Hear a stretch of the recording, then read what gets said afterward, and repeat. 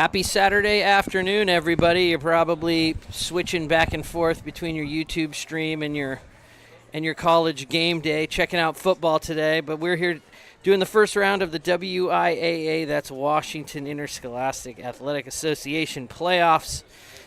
Games got underway as early as Thursday this week in the seeding of 32 teams at the 4A level. They're going to be competing for the 16 spots at the state playoffs, which start next weekend for the WIA state football tournament. Here in Sammamish today, we've got your Skyline Spartans taking on the Vikings of Puyallup High School. And we welcome everybody into the cute Spartan QB Club live stream booth. High school football week 10 up here in Washington State. I'm Rob Stiles. The Skyline's over here. Welcome. He's the guy waving. I'm the guy with. I'm this waving. guy with the thumbs. We're back here at Spartan Stadium for another week, and kind of what is a sort of a shadow round of these WIAA playoffs. It's basically a seeding round for the official state playoffs, which start next week. So apparently, what happens is teams finish their district play. Some officials get together and they pair teams up in a round of 32. And those teams get matched up based on RPI rankings, district rankings, travel, all kinds of different things. And then they get seeded. So today we've got the number 11 RPI ranked Skyline Spartans, our home team. These guys. And then we'll be taking on number 24 in the RPI rankings, the Puyallup Vikings. Now, what's very interesting about that is 11 and 24 seem like a big gap. But when we start looking at some of this stuff here in a little bit, you're going to see that we've got two teams that are very, very evenly matched, a lot of very similar statistical categories. And so basically that makes for a really great matchup today. We've had a nice little break in the rain, and it looks to be, good weather. The sun's shining right now. So should be an exciting game and a good showcase of both of these teams, and hopefully they'll step up with what's on the line, and we'll get going. The one thing we do know, not knowing much about Puyallup, but we do know is a lot about the Spartans. And so our main man here, Kyle, he's the guy. He's going to tell us what the Spartans do, what they don't do, and we'll get into some keys to the game here. Well, Rob, thank you for welcoming me into the booth as you do every week. So you talked about stepping up, and that is one of the first keys I have on here. As with any postseason football game, it's win or go home, right? So I did go to a couple practices this week.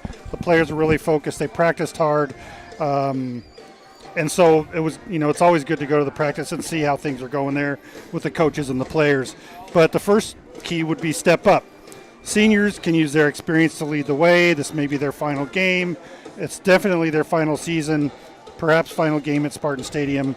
Many of them seniors have been in these situations before, so they have experience. So it's time for them to step up and use their experience. Underclassmen can also push their talents as they've been leaned on heavily, especially these last couple of games. Key point number 2, every play counts. Usually that speaks for itself, and I was going to leave it at that. But the overall goal of winning is made up of several small goals. Micro goals is what I'm calling them today. Sure. For example, smart blocking can lead to a great pass or enough time for Grimmer to get off a pass, or for Josh Manold to get free, right? Could be slipping by the tight end to get the running back on defense, or limiting his mistakes, staying in the secondary with your man. It's that simple. This micro goals can lead up to a successful goal overall. Absolutely. And Coach Jervis talked about the step number 3 this week was reaching down.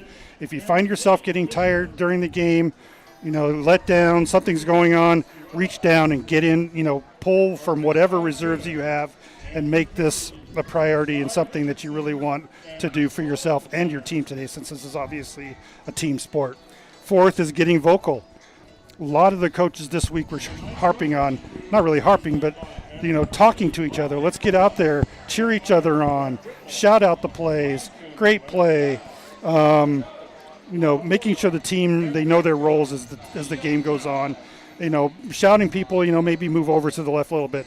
If it's a pass on the for the Skyline defense, obviously a lot of folks on the sideline, coaches say pass. Maybe you say pass too, and that will shift perspective. So those are kind of the keys I pulled out for today. Yeah, awesome. I mean, I think that's huge, especially in a game where the Spartan you have to control the things that you can control: your attitude, your energy, right, and your focus on the game, bringing up your teammates, staying positive, and fighting to the end. And I think that's super important today when you start to look at how sort of well matched these teams are. We'll take a look at some of the you can see the records here: 5-4 versus 6-3, right? That can come down to almost anything, right? A one-game difference. But when we start looking at these statistics, right, we start looking at things with the record, pretty tight. I mean, really not much of a difference. I mean, the Vikings play in a very tough, probably, up for debate, but probably one of the toughest 4A divisions in the state of Washington. Look at all the ranked teams, and kind of where they've taken on. They've got 1, 2, 3, 4 teams that are in that sort of top 20. King Co's got, a few that are ranked in there, and also having taken on the number 1 and number 2 team in the state for Skyline. So they've had some tough games. Both teams have played tough games. And when they lose, they don't lose by much. So yep. It's very interesting. Flipping over to more of a statistical look at the two teams and sort of what they put together, right? The points per game, basically a field goal. The points allowed per game, that's where the Spartans have a little bit of an advantage, right? That's almost that's a 8-point differential if you look there at the stats. Passing, we're about 2-1. Like Skyline, they like to throw the ball. And they can throw the ball, and they do it very effectively. But when you start running down percentages and pass yards and touchdowns and all those sorts of things, yards per game, starts to equal out quite a bit. So, rushing, dangerously close. So the thing and then the defensive stats to throw in there, sacks and interceptions, that's where the Spartans take a little bit of an advantage as well. And that's what I think my keys to the game would be today, is just the team that plays the best defense, that gives their offense the shortest field and the chance to punch that ball in on a short field, is going to be the team that wins today.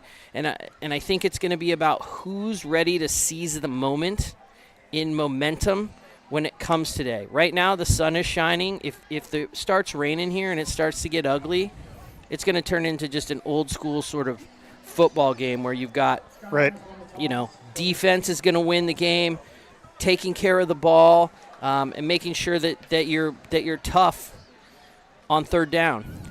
Yeah, kind of blustery today too. We've seen a lot of games this year have been really pretty calm, but right now it's really kind of blustery. Even though it's not raining, there is a swirling wind going on. Absolutely. So teams are getting ready, heading back to their sidelines after the coin toss. Did we see what happened on the coin toss? Was anybody paying attention? What was that? So it looks like Skyline's going to get the ball to start the game, which is what we've sort of preferred to do in the past few games. So, it should be a really exciting game. I think it's going to come down to just who takes care of the ball and who plays better defense. And to be honest, that's the Skyline. That's the way Skyline's won games. Like it or not, the Skyline Spartans are a defensive team that have won and lost games by how good their defense is and limiting the amount of big plays. As you see, the Skyline team gearing up to make their run onto the field. Yeah, I think also, we talk about defense and not making mistakes too is a big one, right? Limit penalties, red zone. We've been talking about those things all year. So, again, it could come down to 1 or 2 plays, key plays that really change the momentum. And like you called out, let's keep the momentum on the Skyline Spartans side. And another point you made, too, will be sort of the stepping up of some of those underclassmen Couple of big names out for the Spartans. Couple of key players that they were missing last week. Agassi Owen this week not in uniform. So it's going to be up to those guys to really step up and make some plays and see if they can't pull this one out. We'll go to the field. Skyline senior Matthew Dillon singing the national anthem.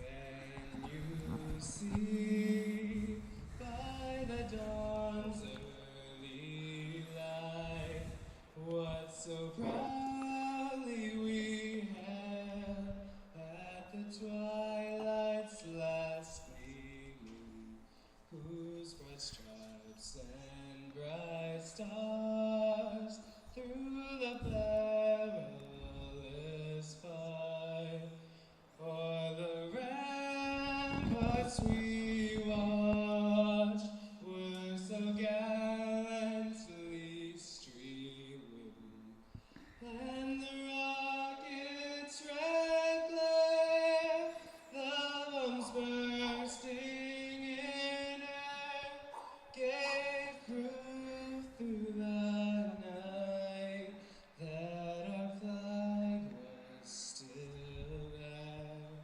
Oh, say does that star-spangled banner yet wave o'er the land of the free and the home of the brave? All right. Skyline senior Matthew Dillon with a nice rendition of the national anthem here on this super fall Saturday. I mean, this is really what fall in the Northwest is all about. You got the yellow leaves mingling kind of with the evergreens, sun sort of peeking through every once in a while to sort of get your hopes up, fend off that seasonal depression, only to be taken over by the clouds shortly thereafter. So actually ideal conditions, right? I was thinking last night as the rain was pitter-pattering at like a million miles an hour on the roof of my house that it might be a tough situation for Skyline to get anything going with their passing game.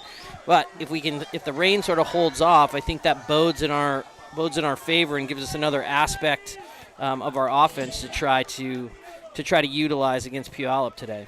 Agreed, and I think it's gonna be one of the keys is I mean, we didn't put this on as one of the keys, but Kevin Laux, our producer, was saying maybe we should have weather on as one of the keys too, because anything can happen in the Northwest, as anyone who's lived here any time knows. The sun can be out 1 second and the next minute it could be pouring rain. Like, man, this morning it was like dumping. Yeah, it was really getting after it. So yeah, we're lucky. We don't have to deal with the rain, which is great. So here you can hear the music sort of winding up. Kickoff about to go. Luke Facconi ready to kick off for the Vikings. Ball's in the air. Luke Morgan, Cam Weir going to let the ball sail through the end zone for a touchback. Spartans will come out, start on their own 20-yard line. So Skyline Spartans led by senior quarterback Michael Grimmer, number 9.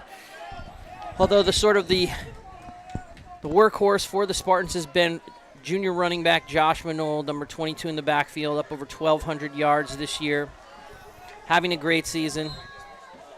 You see Grimmer bring the team out in the pistol formation. Grimmer takes a snap. Ball goes to Manold up the middle. He has some room. Working forward, takes the ball up across the 30-yard line up to about the 33 for gain of 13. Big gain on first down, giving the Spartans a first down, moving the chains. Love the run. Kyle loves the run, you guys. He loves the run. The run is exciting. We love the run. Love the run. We love the run. So Spartans in that 4 wide receiver formation, spreading the field. 3 receivers here to the near side. Ball goes to Manold again. He takes it up the far side, just sneaks out past the line. Picks up a few, looks like about 5 or 6 to about the 38-yard line. I see they've got Cam Weir slotted or out at the right side for this series. He's normally on the near side toward us. Yes, very big players in the secondary for Puyallup. They sort of outsize our smaller receivers. Those guys are big. The linebackers They're are really big. good and long. They do. Puyallup's a good-sized team. Manold getting the ball again, taking the ball to the far side, up past the 40, still on his feet, across the 50, 40, 30, 20, still on his feet, still in bounds, touchdown, Skyline. Taking the ball all the way, 62 yards. Josh Manold all by himself. A couple of good blocks out there on the wing, and then nobody could just bring him down. Yeah, that was a great run. Jackson Dempsey, key blocker on the 20 to keep Josh from getting out of bounds. That was just a huge block by Jackson. He seemed to be tiptoeing all the way up that sideline, and nobody could push him out. Great run there by Manold. You can see here in the replay. Just using his stiff arm, using his skills, punching it in. 2-point conversion by the Spartans. Hunter Hickson takes the ball in. Gives the Spartans an 8-0 lead. They've been practicing that 2-point conversion a lot this week and the last couple weeks, actually. So we might be seeing more of that. It's a great way to try to grab some easy points early on. Not to take anything out of Sean Lee, our kicker's glory. He's 100% on point after attempts this season. So it's really up to the offense to make those 2-point conversions count. Right. Sean Lee should always be also listed as a weapon of the game at the high school level. I continue to be impressed by his skills. A perfect score, like Kyle said, for field goals. Hasn't missed a single extra point, which is phenomenal. Kicking over 68% on his field goals as well. So really, really great season for Sean Lee. And he's had to take over the punting duties too. So we're seeing him do a little bit more punting as well. He was practicing a lot of punting during the practices, but of course we hope that he doesn't have to do that too often. So Spartans out to an early lead, just a minute 12 ticked off the clock. 8-0 Spartans. Lee puts the ball in the air. Taken around the 5-yard line by number 13. Douglas making his way up the near sideline, finding some room. Spartans closing in, locking him up around the 45. Taken down by number 17, Cody Peterson. Well, great return that time, and we haven't seen returns that big for a couple of weeks now. So I expect those adjustments to be made, sometime during the game where the kicking team stays in their lane. Puyallup comes out, shotgun formation, 3 wide receivers. Freshman quarterback, number 19, drops the ball to number 17. Senior quarterback,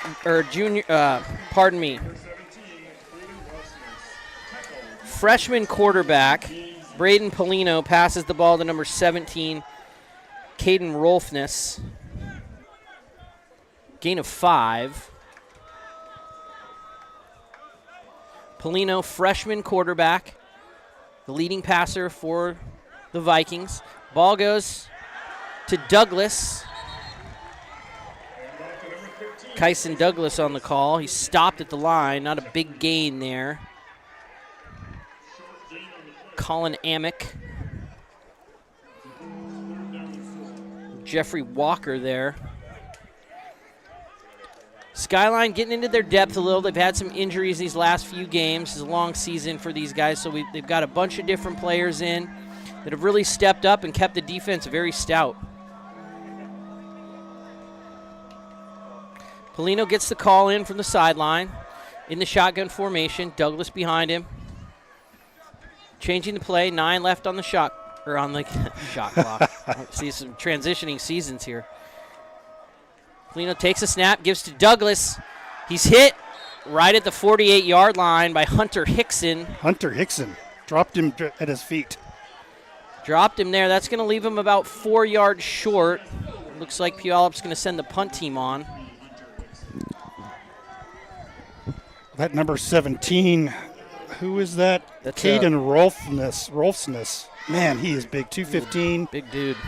6, what is he? 6'3". Luke Facone on to kick. Wow. There's a snap. Punts away, no pressure. Cam Weir waits for a fair catch around the 10-yard line. Going to let it bounce, and it's going to roll into the end zone for a touchback. Spartans will take over at their own 20-yard line. Let's jump in here and thank some sponsors. Get that fun stuff taken care of. Ted Klarich, Mortgage Ted, most trusted, most appreciated mortgage loan officer on the plateau. He's local, reliable, and a trustworthy friend to the Skyline community. Ted Klarich, Fairway Mortgage. And my document just crashed. Well, that's all right because the Spartans are about ready to snap the ball. Grimmer, 4 wide receivers. Takes a snap, drops back, looking to his right, rolls to his right, lets one go. Nobody's there. Looking for Cam Weir. I think there was some Cam Weir was sort of blocking on the play, so perhaps some miscommunication. Yeah. Yeah, and to see Cam Weir not pick up a punt, that was something to mark this occasion with. Yeah, the junior, the very exciting junior receiver and punt returner making a good decision inside the 10 to let that ball go. Good coverage by Puyallup on the punt as well. So 2nd down and 10. Ball's on the 20. Grimmer takes a snap. Pitch goes to Minold. He's going to bring it to the near side. Stutter steps just past the 20. Takes it up to about the 24-yard line. Bring about 3rd and 6. It looks like Puyallup brought a blitz that time, and they were still able to cover Minold coming out of the backfield. Strung him out pretty well on that play. Officially 3rd and 7. Ball spotted on the 23-yard line. 3 receivers to the far side. Mason Perello, Jackson Minold, Cam Weir, Luke Morgan isolated down here on the near side.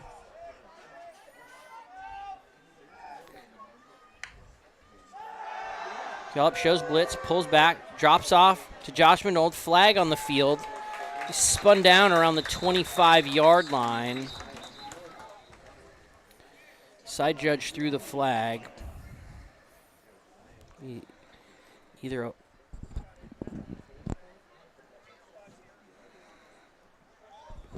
it's going to be holding on somebody. So they pick up the flag. No gain on the play. It'll bring up 4th and, 2-yard gain on the play, I should say. So it'll bring up 4th and about 4. Sean Lee on to punt. Number 4, Nicholas Neal, standing on his own 45-yard line. Ball snapped. Lee gets the kick away. Spinning. We'll see what the bounce does. It lands at the Skyline 45. Not much going on. Goes up to about the 48. So Puyallup will take over in Spartan territory. Give them a short field to work with. All right, and we'll go to DSL Northwest, who is passionate about food and want to help customers provide food and beverage to nourish, celebrate, share, and simply enjoy in a more effective and sustainable way. Go to dsl-nw.com. All right. Puyallup on the field here. Starting the drive at the 48-yard line. There's a snap. Pass is complete. Hits made there by Connor Schooneman. Pass complete out there to number 2, Jordy Misala, senior wide receiver. Pickup of about 5. Yeah, big hit by Connor to keep him from getting any ground after the catch.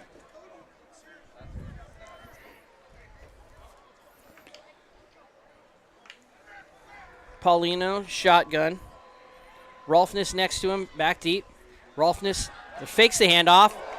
Throws a slant. Flag flies. Paulino looking to pass to Josiah Good. You can see here, watch on the replay. I think Cam Weir got his hand on the ball, but I think they're saying he arrived a little early, maybe had his hand on the wide receiver's back. They're still sort of sorting it out here. Yeah, he just wasn't in front of the ball enough, probably.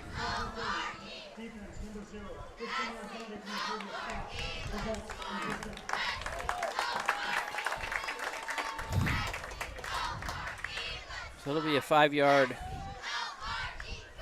15-yard penalty, taking the ball all the way up to the 29 of the Spartans. Good tight defense.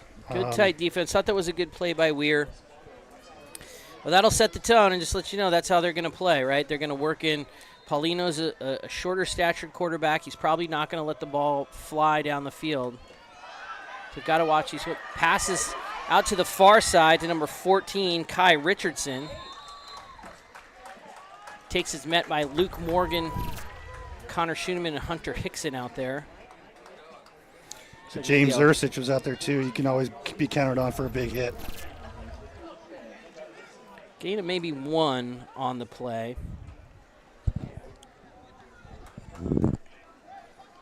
With Paulino and Rolfness next to each other, you can really see the stature difference. Big time. Accentuates for both guys. Paulino's only 5'9" freshman. Yeah.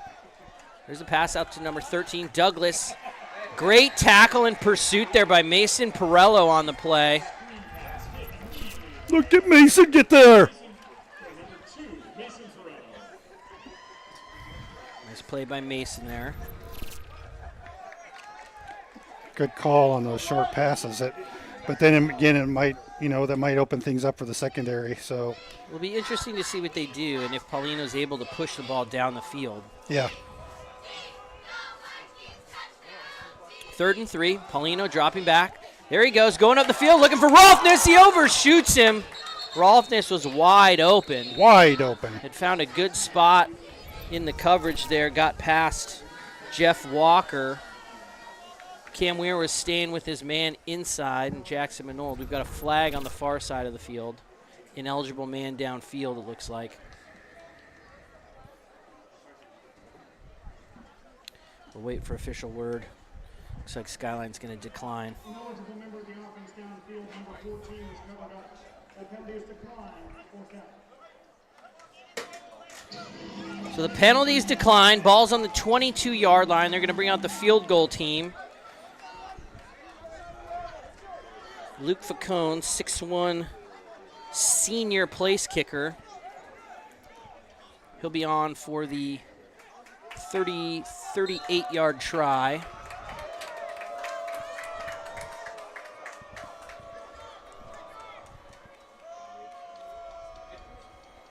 Ball snapped. Kicks away. And it is no good. Wide to the right. Facone put it almost directly ahead on the hash mark as it was placed up here on the near hash. It just sort of rode down that line. Never made its way into that upright area. So Skyline catches a break. And we did see the wind is actually, I believe, coming quite a bit out of the south. We're seeing Sean Lee's kicks coming up short, and we're seeing their kicks going pretty far, which is kind of indicative of the wind coming. North Bend Chevrolet. Oh, sorry. You're all right. Excited to support Skyline football in our community with locations in North Bend, Bellevue, and Monroe. Spartans going to start their drive on the 20. Grimmer takes a snap, quick screen pass out to Cam Weir. Jackson Minold throws a block, buys him some space. He's dragged down, kind of an ugly-looking tackle around the 26. Yeah, Jackson Minold was lucky enough to not get away with a hold there. He pulled his hands back just in time. Tackle made there by Andrew Cody. Gain of 7 on the play. Ball snap, gives to Minold. Minold up the far side, has some room, past the 30. Flag flies. It's in the area of holding. We'll see what what the call is. Refs are calling holding against Skyline. It looks like Alex Tucker pulled down his man. Holding. Offense number 50. Yep. 21 penalty from the spot of the foul. So they'll make 2nd and 3, 2nd and 13. Taking the ball back inside the 20, at the 17-yard line. Welburn and Pan Family Dentistry, offering a variety of services designed to meet most of the needs that you might have for your family. They do regular dental checkups for adults and children, as well as implants, cosmetic dentistry, and other types of restorative dental care. Pan and Welborn Family Dentistry. So 2nd and long here, 2nd and 11. Grimmer with 4 receivers. Ball snap. Blitz by the Vikings. He's able to get the ball away. Finds Cam Weir around the 26. Pass is complete. Weir takes it out of bounds.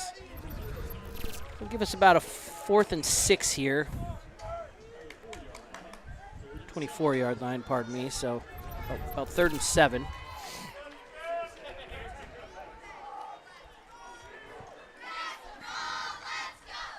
We've seen a few blitzes We have. And by Puyallup, looking to put pressure on Grimmer. The line's done a good job of keeping him protected, and Grimmer's done a good job of getting rid of the ball. But we'll see what happens here as they've sort of dropped guys in the line. Looks like a blitz might come from up top. Sure is. Grimmer's able to get the ball away. It catches. Ball was intended for Jackson Minold. He's calling for a flag, and what do you know? There are a few of them. Couple of players there early for Puyallup. Trying to break up that play. These young men being aggressive here in this big game, trying to make things happen. Looks like it's going to go against the Vikings. Yeah, Grimmer was really trying to thread the needle there, too. He was covered by very closely by a couple of Vikings there. I thought Grimmer did a great job. The ball got into Jackson. He just couldn't hold on to it. He was sort of getting twisted. The penalty was on number 11, and then number 18, Bartolome, was there shortly thereafter. So, good call about the offensive line. They really are giving Grimmer that extra half second. So 1st and 10, ball's now on the 38. Grimmer takes a snap, hands to Minold, looking for some room. Pushes through that line up there on the far side, takes the ball to about the 42, gain about 4 for Josh Minold. You can see the replay here. Minold looking for some space, makes a move, cut it back. Able to find a little room. It's a good play on 1st down, a gain of 4. We'll take it. 4 receivers for Grimmer, Perello, Morgan, Jackson Minold here to the near side. Cam Ward isolated up top. Takes the snap, gives to Minold. He's going that short side of the far side of the field. He finds room, has a little bit, spun out of bounds across the midway stripe around the Puyallup 48-yard line. Tackle made there by Josiah Good. Good job by the offensive line. Josh didn't have any room up the middle, so he just bounced out to the right side. One of the things about that makes Josh Minold as good as he is his patience. I mean, it's really at this level of football, to see somebody as patient as he is trying to pick his holes and make his way through it is really impressive. He does a really great job. And then he turns on that gas, and my goodness. Takes the pitch, going around the outside. He's got a little bit of size, too, as you see right there. He's not afraid to sort of lay a hit. Yep. Taking the ball up to around the 42-yard line, gain of about 5. Yeah, and typically outside linebacker is not going to be able to take him down because he's a big kid. Big kid, fast kid, but that patience has really sort of been his that's his X factor. Yep. 100% to be able to do what he does, and then be able to pick that hole and fire through and pick up the big yards. It's kind of led to this great season. 2 minutes, 45 seconds left to play in the first quarter. Grimmer checking the call from the sideline. Clock. Play clock's at 1. Probably going to get a timeout here. Delay of game. Yikes. So they didn't get the call in, so flag on the play. So we'll negate the 5-yard gain on first down. And those are the kinds of mistakes that really we shouldn't be seeing very many of. That really, that kills Josh's run. It kills the run. It just kills a little bit of momentum and just changes things up. I mean, like we said, every play counts. You don't want to give up 5 yards if you don't have to. Jackson Minold comes in motion. Going to get a penalty. It looks like number 20, Taven Collins, might have come across the line a little early there. Yeah, he's the one that they've been pushing to blitz on, and he's been getting picked up nicely by the left inside linebacker or tackle. So that will put the 5 yards back on to support Josh's run. So now we're sort of back at that second and 5 scenario that we talk so much about. So second and 5 here. Puyallup's been trying to pick up that pressure. The offensive line has done a great job. The play calling has also been good around those blitzes, getting the ball out of Grimmer's hands.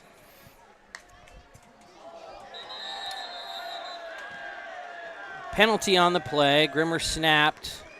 Cueva held on to the ball. So we'll see what they're gonna who they're gonna ding there. It's gonna be encroachment on the defense. You saw number 14, Kai Richardson, sort of shove Jackson Dempsey over on the play.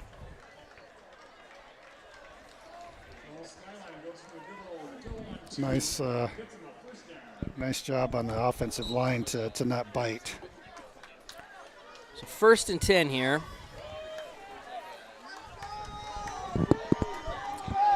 And again, they've been blitzing most of the game too on the defensive side of the Vikings. So I think they're finally jumping a little bit too quick, and maybe the offense saw a delayed snap as a good thing. Ball snap. Grimmer looking up top. He's looking for Cam Weir. He's got some separation. Ball's caught. He was out of bounds on the play. Good ball by Grimmer. Weir was open. Just weren't able to keep. Was able to keep his feet in bounds. Just trying to catch that ball. Looks like it sailed a little bit over his head, out of the field of play. That was a great call, and you can see the replay here. Just missed him. Just missed it. Really nice ball. Nice play by Cam Weir. And nice camera work by Skylar Inns. Yep, that's Kyle's son, everybody. Of course he loves that. He loves that as much as he loves the run. Grimmer drops back. Finds Minold in the flat. Back around the 38-yard line. They're going to lose one on that play.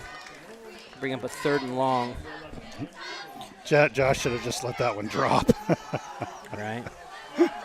But what are you going to do? Yeah.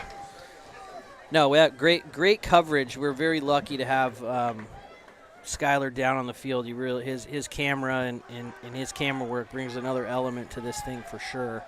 So we're lucky to have him. Be 3rd and long for the Spartans. Jackson Minold goes in motion across the formation. Ball snap. Grimmer slips a little, has some time, rolling to his left. He's run out of room and time. Thrown down by 14, Kai Richardson. Put the ball back around the 47. Skyline will send the punt team onto the field. The Vikings had a 12th man on that field, and that was that play, and that was called the slip. Yeah, absolutely. Sean Lee on a punt. Nicholas Neal stands at his own 18-yard line.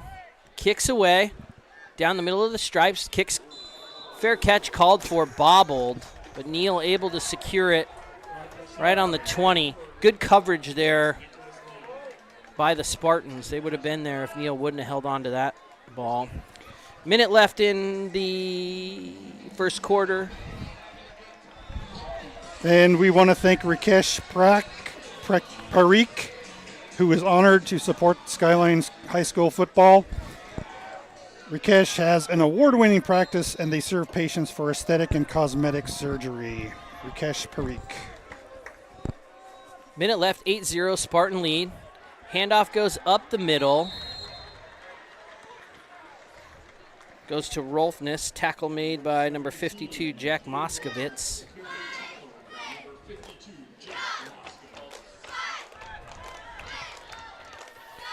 It's a little bit different look on the defensive line. You've got Tucker, Amick, Cueva, and Moskovitz. Ball snap goes to Rolfness. He goes up the middle again, just trying to get Brute. Use his size. Spartans swarm him, take him down just across the 25. Looks like the ball's going to get spotted around the 20, or pardon me, the 22. Yeah, it looks like the Spartans have gone down in size on their defensive line, like you were talking about, made some substitutions there. 3rd and 3. Douglas and Rolfness in the backfield. That bell will sound the end of the first quarter. So far some good football. A few penalties, but a big play and a big run by Josh Manold, taking the ball 62 yards to the house, giving Skyline a big score, and then the 2-point conversion. So 8-0, Spartans leading going into the second here. So as we mentioned in the pregame, this round of 32, we've had some games already take place earlier in the week. Earlier this week, a couple of our Kinko teams are able to play. Mount Si beating Glacier Peak. They'll be moving on next week. Woodinville also winning, beating Decatur. They'll look like they'll be moving on. Bothell loses big in a shootout to Emerald Ridge. And then other games going on today. We've got North Creek at Kennedy Catholic. I can give you guys a quick update on that. Looks like in the third quarter, I should refresh that. So we've got North Creek playing Kennedy Catholic, obviously Puyallup and Skyline. Kentwood taking on Eastlake a little later tonight, and Inglemore taking on Cascade. So currently, North Creek game is over. North Creek loses to Kennedy Catholic 28-20. So that's a Kinko team that will not be moving on. Two teams already moving on. 3rd and 3. For the pass, great throw, catch. Tackle made there by Nick Gatien. You can see Paulino drop back here, looking for Good, delivers a dart, good catch by Josiah Good, the 6'2 senior wide receiver. Looks like James Ursich is down. Ursich is down, sort of clutching his right knee there. He's got his helmet off.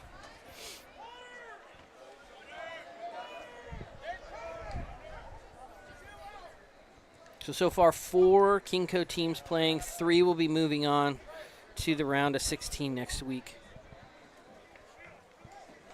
James seems to be in a lot of pain, kind of writhing around there. James has been great all year. A lot of big plays from the secondary, a lot of big hits. Likes to be around the ball coming up from his safety position. Yeah, James is a very physical player and loves to play. You can just tell by how he plays. He loves to play.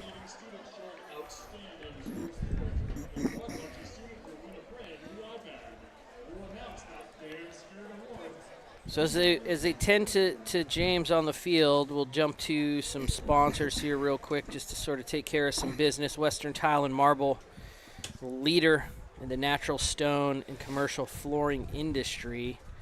They are the benchmark of excellence in specialty contracting, Western Tile and Marble. And Evergreen Ford and Evergreen Chevrolet and Ford Lincoln, they have devoted themselves to helping and serving our customers with excellence.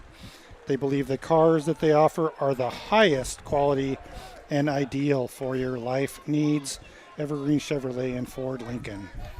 So the good news was James got up, left the field under his own power.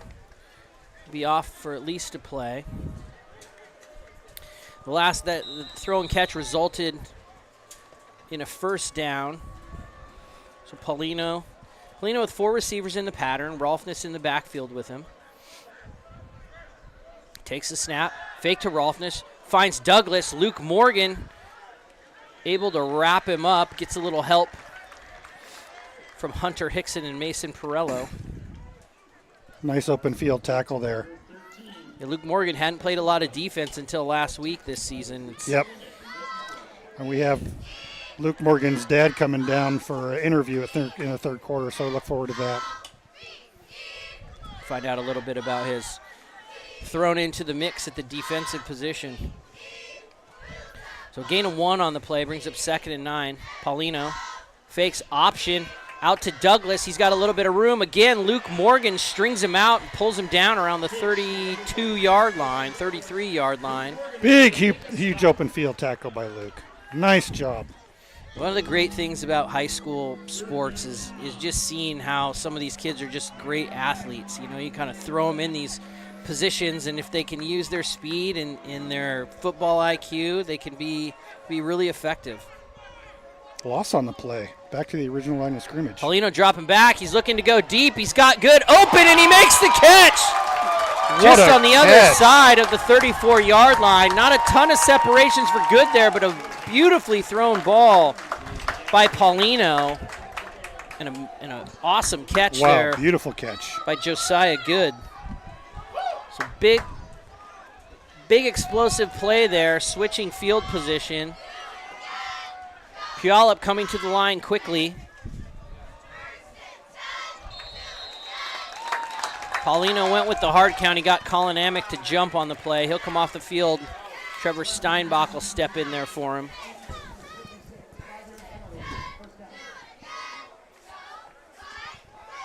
A little bit of their own medicine there. Yep. What a pass there by the freshman quarterback, and what a great catch. Amazing catch. Josiah Good. Really a beautiful ball. Cam Weir's just behind him, just a step. It had to be where it was if he was going to make that play. Little bit of a mismatch there, too. Paulino's going to take the ball up the middle.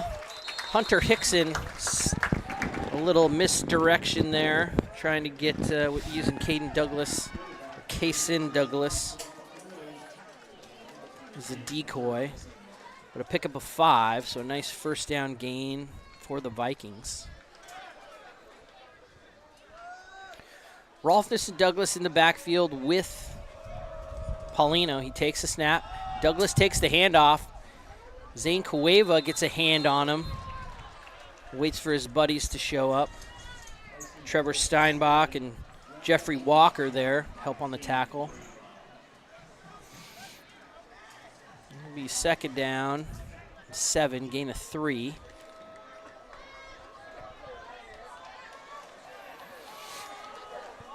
Colin Amick's back in.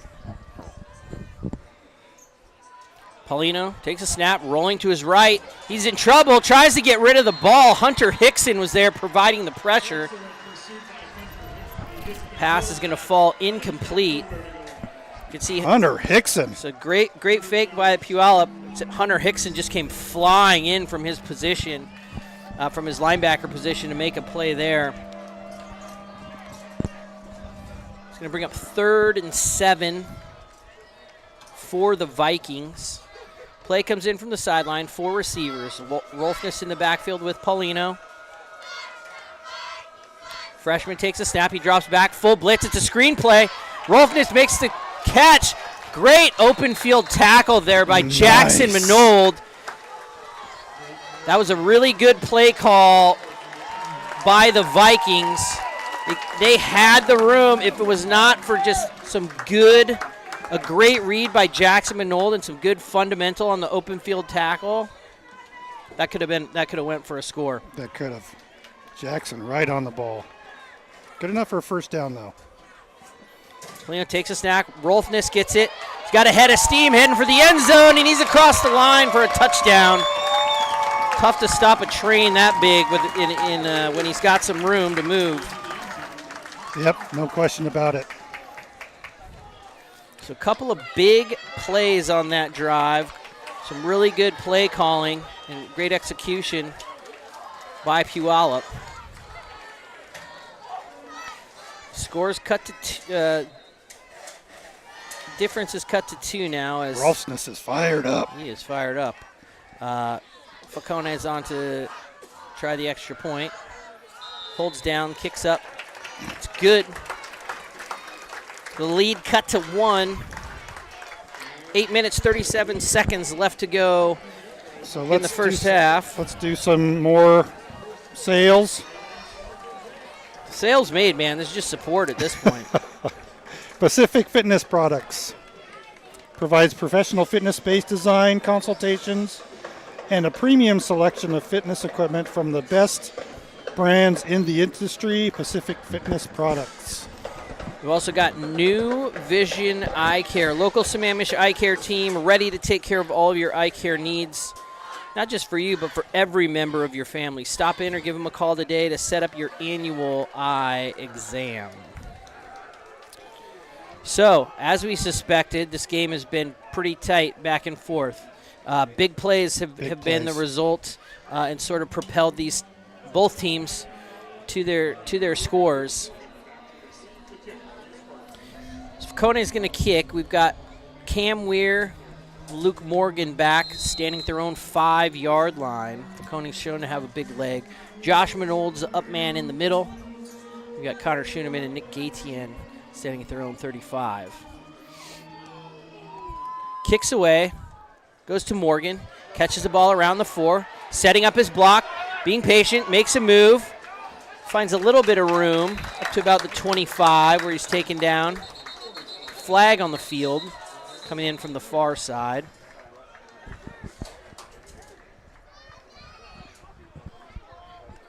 Let's see what the call is here.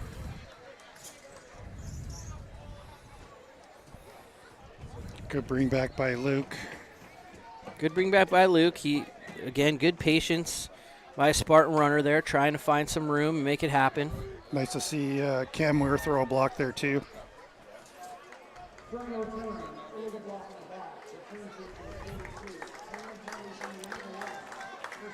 So a legal block in the back occurred around the 29-yard line. So they'll take the Spartans back inside their, well, they're going to mark it at the 21.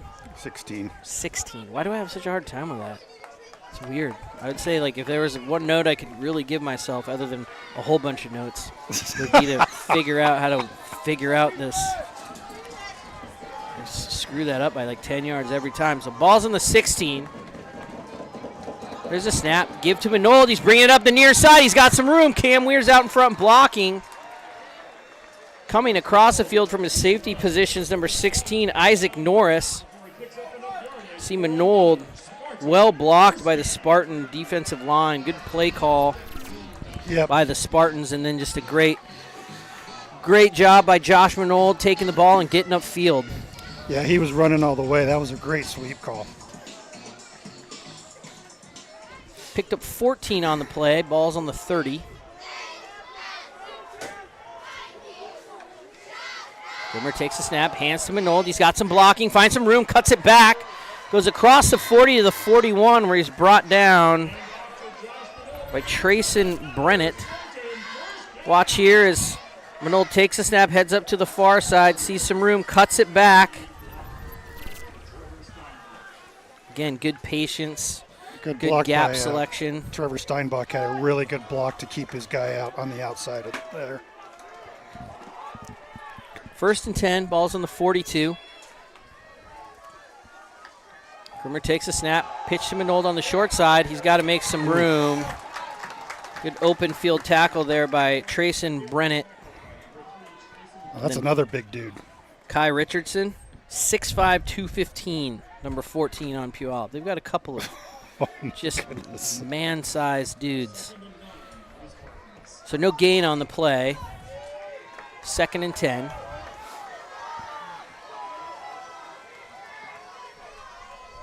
Puyallup with 4 down linemen.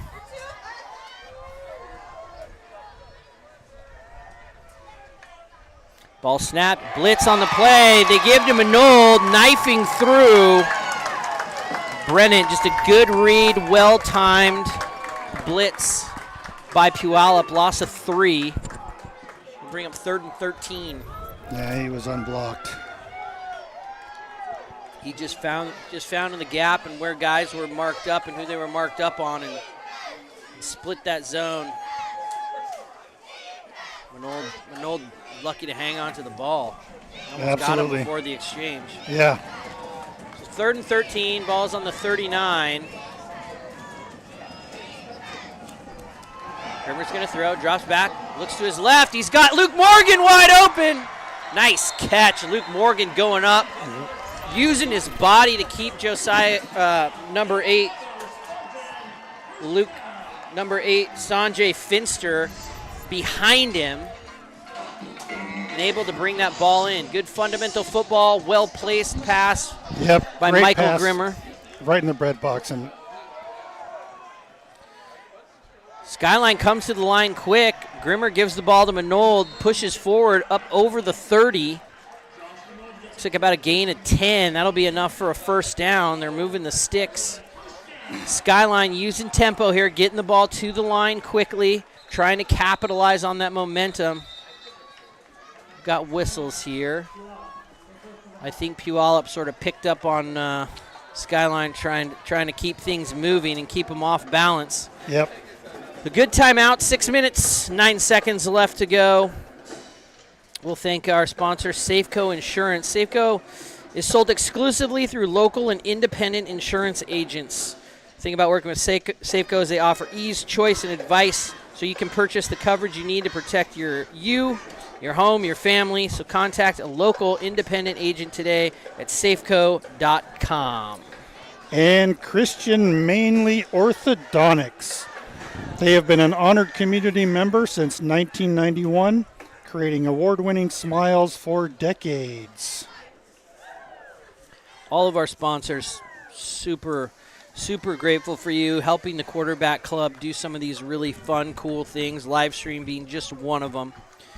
They do a lot of things for game day productions. There's a really great atmosphere here at Spartan Stadium, and so we appreciate all the help and funding that they give us. So Skyline comes out. They've got their wild funding. I'm not getting any funding. I'm having fun. Wildcat formation. We got some things happening here. Mason Perillo pitches the ball to Luke Morgan. He brings the ball up the far side. He jukes a man. Good block there by Jackson Manold. Morgan still on his feet. He's going to find the end zone. Touchdown, Skyline. Oh, my gosh. You want to call a timeout to stop their momentum. They're going to come back with a little bit of trickery. They set up in the Wildcat. Snap went to Mason Perillo. He faked as if he was going up the middle, pitched the ball to Morgan on the end around. Luke Morgan just did it the rest himself. Oh, my goodness, didn't he? Forever. 3 or 4 just moves, and he was past. Great. Wow. Great job by Luke Morgan. A lot of determination. LaShawn Leon for the extra point. It's up and good. Boy, that is a huge highlight. Fantastic play there. We haven't seen much of that from the Spartans this year. Not so really just any end arounds or anything like that. Yeah, just a well-timed play call by the Spartans, and they executed it to perfection. With it being on the short side of the field, it was a little bit overloaded. Perillo drew everybody that way, and then when he made that pitch to Morgan, he only had to beat one guy. Everybody else was pretty much blocked. Yep. And everybody else coming from the other side of the field. So great play call by the Spartans. Well-timed, well-executed. And that's going to give them take that lead back up to 8 points. Yeah, and we've seen in the past where they've done, those kind of trick plays with Perillo, and the defense has always been able to get to them. This time they had plenty of blocking on the left side, and that really freed up the right side for Luke to get open. Fantastic. That's exciting football. We've seen some exciting football. We certainly have, and was that a run? That was a run. Kyle loves the run. I mean, that's almost more of a special teams play. But sure. Luke picking up some of his first rushing yards here in Week 10. Awesome play by Luke Morgan. So Sean Leon to kick, just under 6 minutes until halftime. Lee puts a boot into it, drops about 4 yards deep in the end zone. Puyallup will come out to the 20.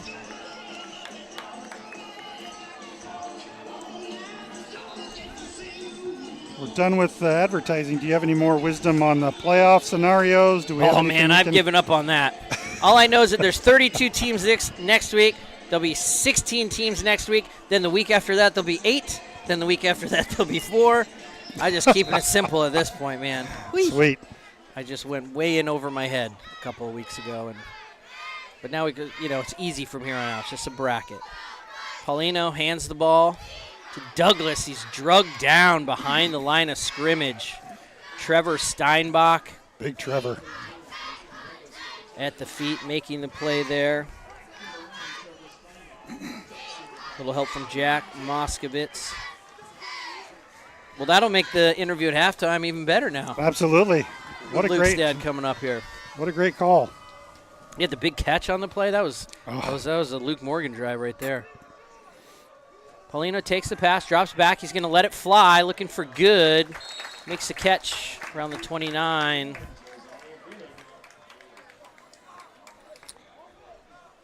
That was something I talked about a couple of the parents with last week too. Was, it's nice to give Josh Minold a little bit of a spell and get him some breath, and so he can do what he does. Absolutely. So 3rd and 1 here for the Vikings. Play comes in. Paulino gets the line set. Hands the ball to Rolfness, just trying to use his size to get across the 30. And he does. He just leaned forward. I mean, Hunter Hickson, who's not a small kid by any means, looked like he was just run over on that play.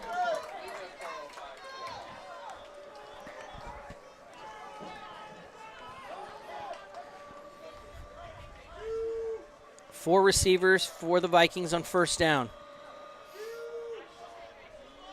Unset. Play will change coming in from the line. Coming in from the sideline, I should say. Clock ticks. Rolfness gets the handoff. Falls forward into the middle. Picks up maybe about 2 on the play. Clock runs 4 minutes, 35 seconds. 15-7. Skyline leading Puyallup here at Spartan Stadium. Alex Tucker credited for the tackle on Rolfness on that play.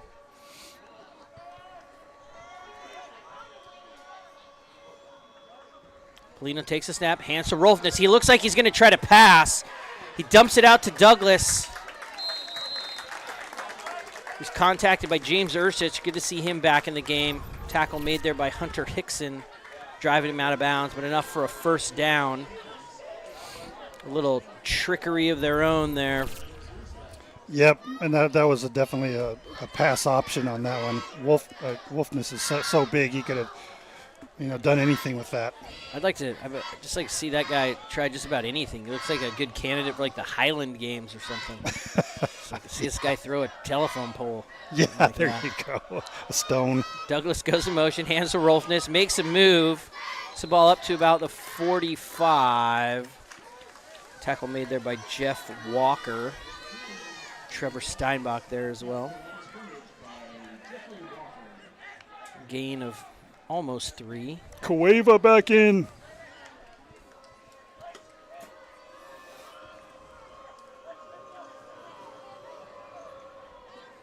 It's a hard count. Try to get him to jump. 4 receivers as the play comes in. Clock runs 3 minutes, 35 seconds. Four defensive linemen.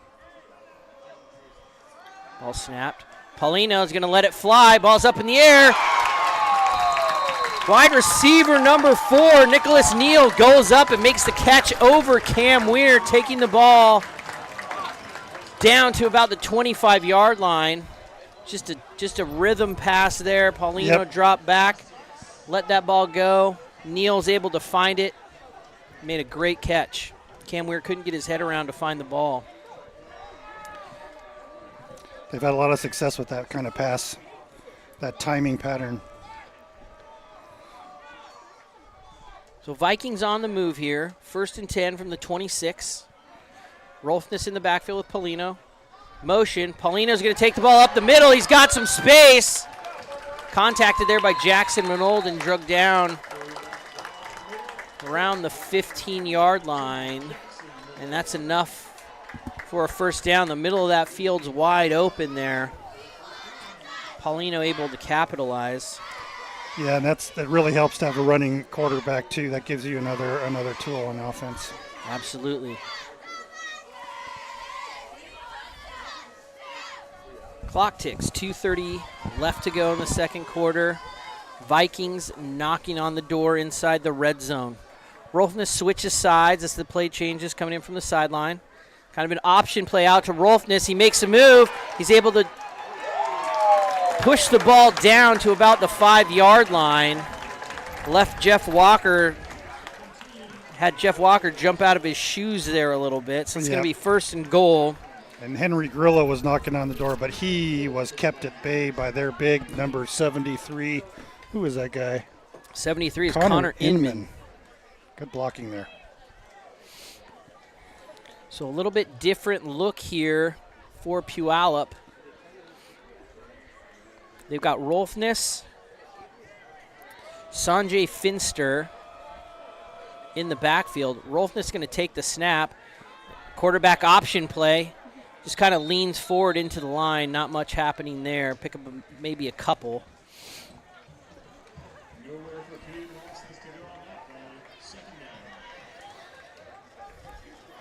And some big guys are coming in for the Spartans. So Rolfness is going to stay on at quarterback. Finster and also number 34, Markley Lisi, or Aisi, in the backfield with him. So a little bit different look, obviously trying to go with size, but just trying to win that battle up front. As you mentioned, Skyline sending in some bigger players, try to bulk up that line, because it looks like it's just going to become a war for territory here. Yep. So, I mean, a very evenly matched game so far. Couple of big plays on both sides where, really not a lot of grind out. It's been a lot of big plays to get to where they are at the moment, by both teams. Absolutely, yeah. They've really made some great plays. We've seen some really high-level talent, some really great plays made by these young men here today. And we're only halfway through it, so that's exciting. Yeah. The weather's still good.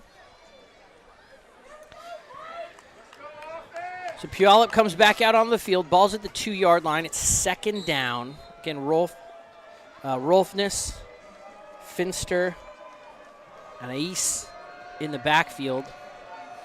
We've also got Kaysen Douglas, Nick Neal, and Josiah Good. Flags fly. I think that's offensive motion. False start here.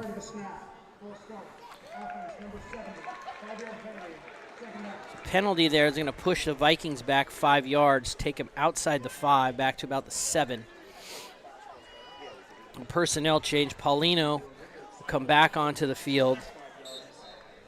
So back to their sort of base offense here. 4 receivers. Paulino in the pistol with Rolfness next to him.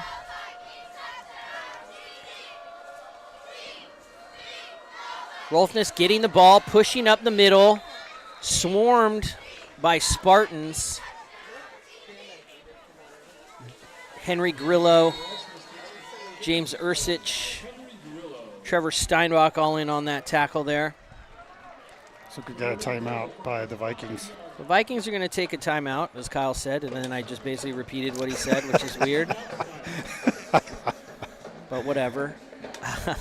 So good play there on second down by the Spartans. This becomes a very interesting play in a very interesting area of the field.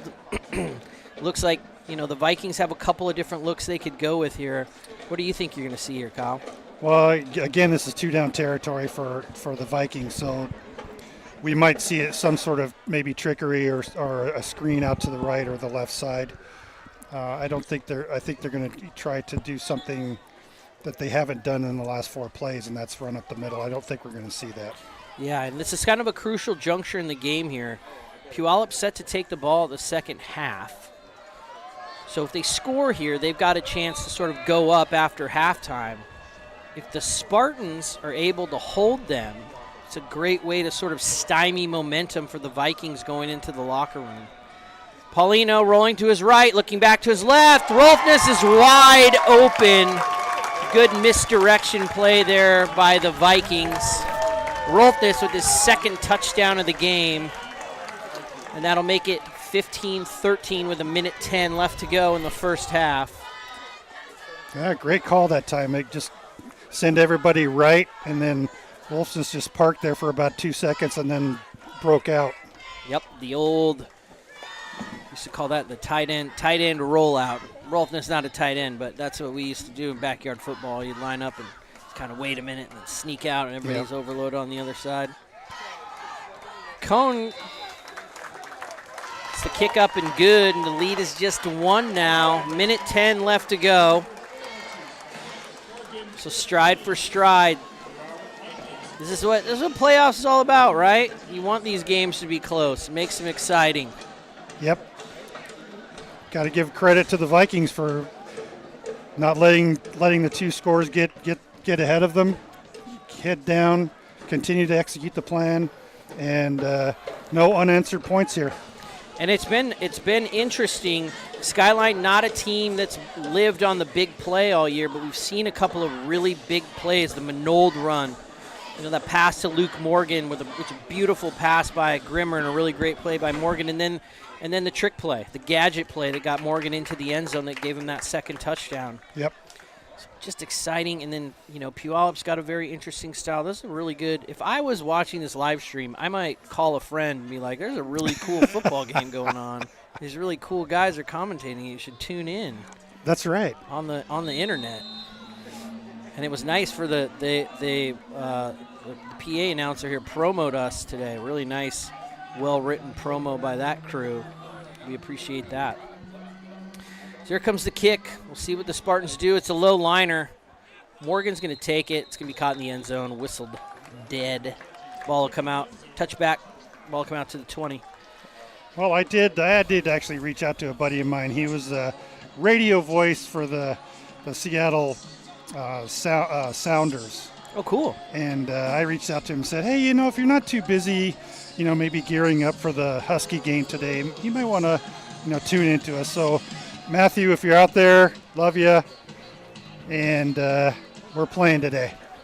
Yeah, it's looking good. Skyline's showing up. The weather's showing up.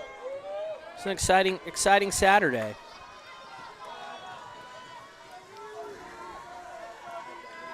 So we'll see what Skyline's going to do here.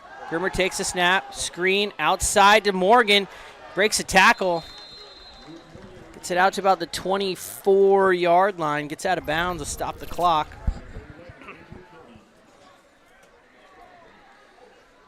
$104 left.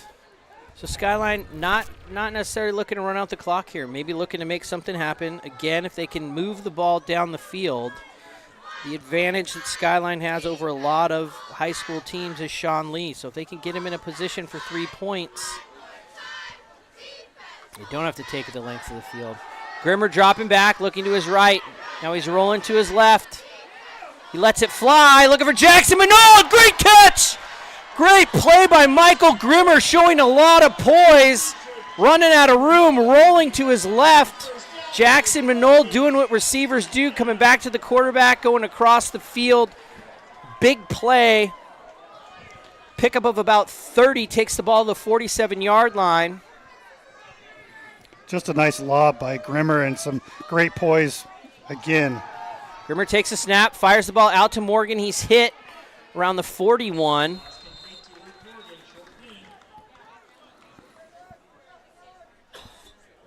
Looks like Skyline's going to take a timeout.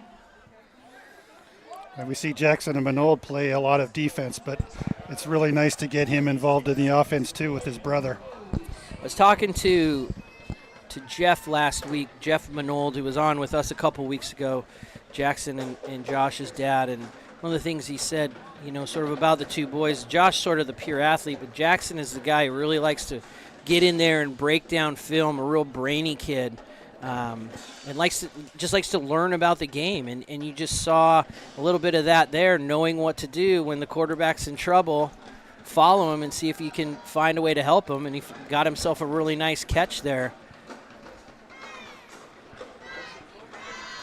So 2nd and 5. Ball's on the 42.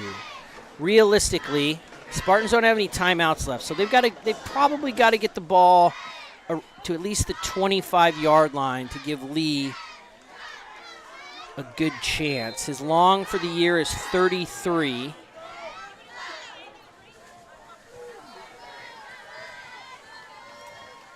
Four receivers for Grimmer.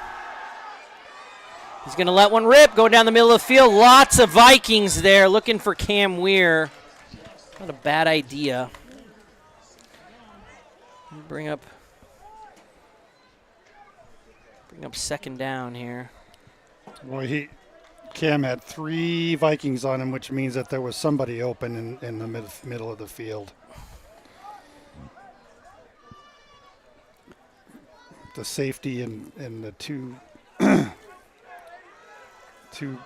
left side secondary guys. So we've got Perillo, Manold, and Weir on the near side to us. Luke Morgan's isolated. Perillo going motion to the short side.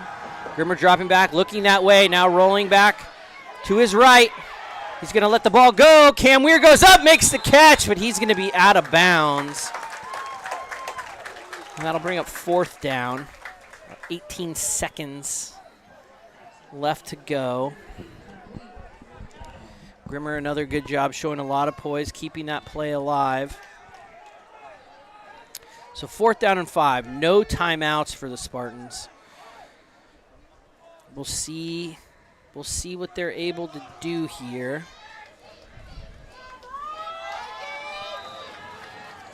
A lot of stomping, a lot of noise. Whistles.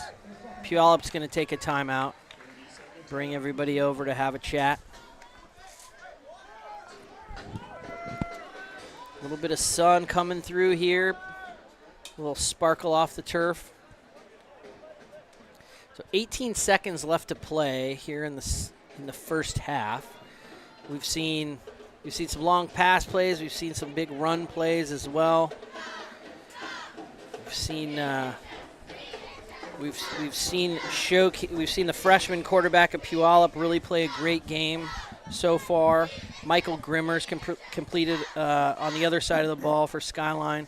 Done a great job. Very poised today. Made some really good-looking passes. Skyline, both teams look pretty sharp for the most part. I think they're playing good, clean football in a big game like this, and that's what's important. You can understand why these teams are here, where they're ranked, where they are, and now they've got a chance to go on to the state tournament. Yeah, not a lot of penalties either have really influenced this game for the most part. I mean, there was a couple of penalties leading to first downs, but really it's nice to see the players playing pretty clean. Here comes Grimmer and team, 4th down. Ball snap, Jackson Dempsey. Looks like he might have jumped early. So that'll cost him 5, making this 4th down a little bit tougher. 18 seconds left to go. Yeah, that left side of the line jumped. Or maybe they can pass to Cam Weir and he can run backwards and just keep the clock running. He does like, you can do that. He's a guy who likes to run around. We'll see. We'll see what the Spartans have in mind here. Ball snap, Grimmer drops back. It's a screen play to Manold. He's got blockers out front. He's moving up the far sideline. He gets up past the 25. His clock's going to stop. The chains are going to move. Spartans are going to try to come to the line and clock the ball.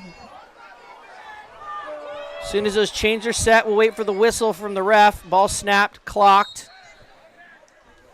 I don't know how 4 seconds ran off the clock there, but so 5 seconds left to go. We'll probably see Sean Lee come on and kick.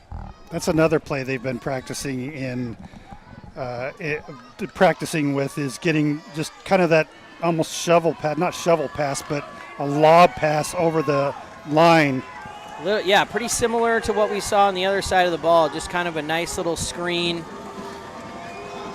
to Josh Manold to set up this kick.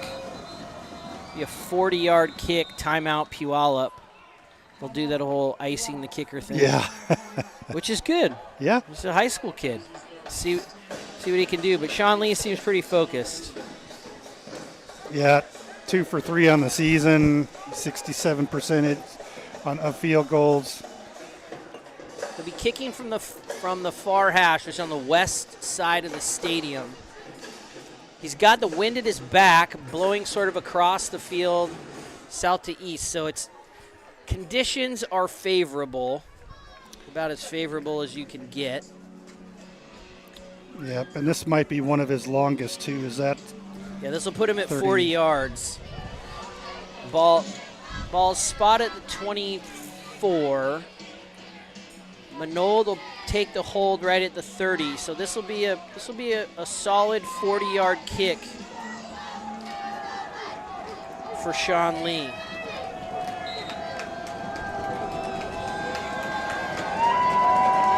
Snap, holds good, kick is away, it's up. Looks like it sails too far to the right. So we'll go to halftime. Spartans slim lead, about as slim as it gets, 1 point. Spartans 15, Puyallup Vikings 14 as we head to the locker room in this first round of the WIAA high school football 4A playoffs. Kyle, what do you think about that first half? I think we got the Thrilla in Sammamish going on. Really great game. Absolutely. Two good teams out here duking it out up on the plateau.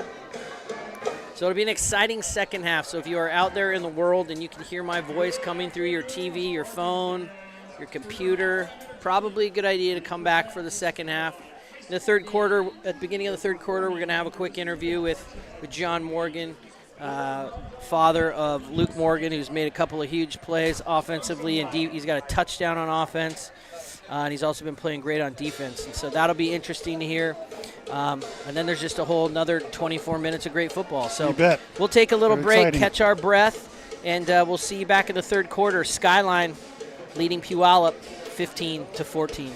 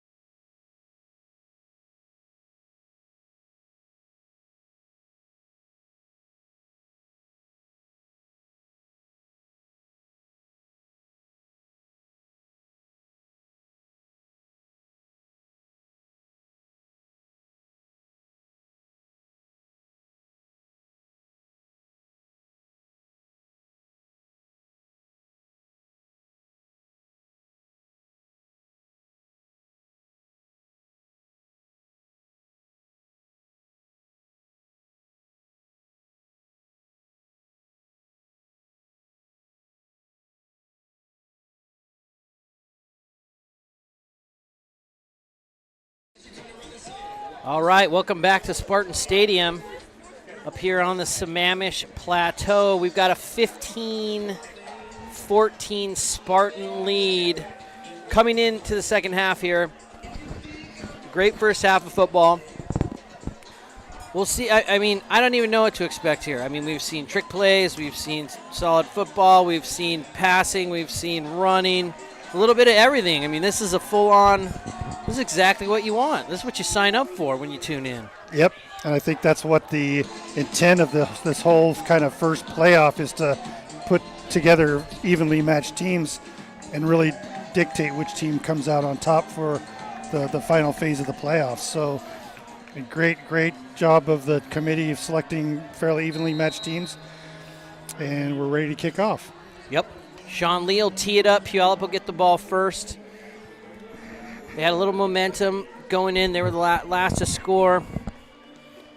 Low lining kick by Lee, running up the sidelines. Going to go out of bounds. Illegal procedure. That'll give good starting field position to the Vikings. Just looking at the first half statistic team stats.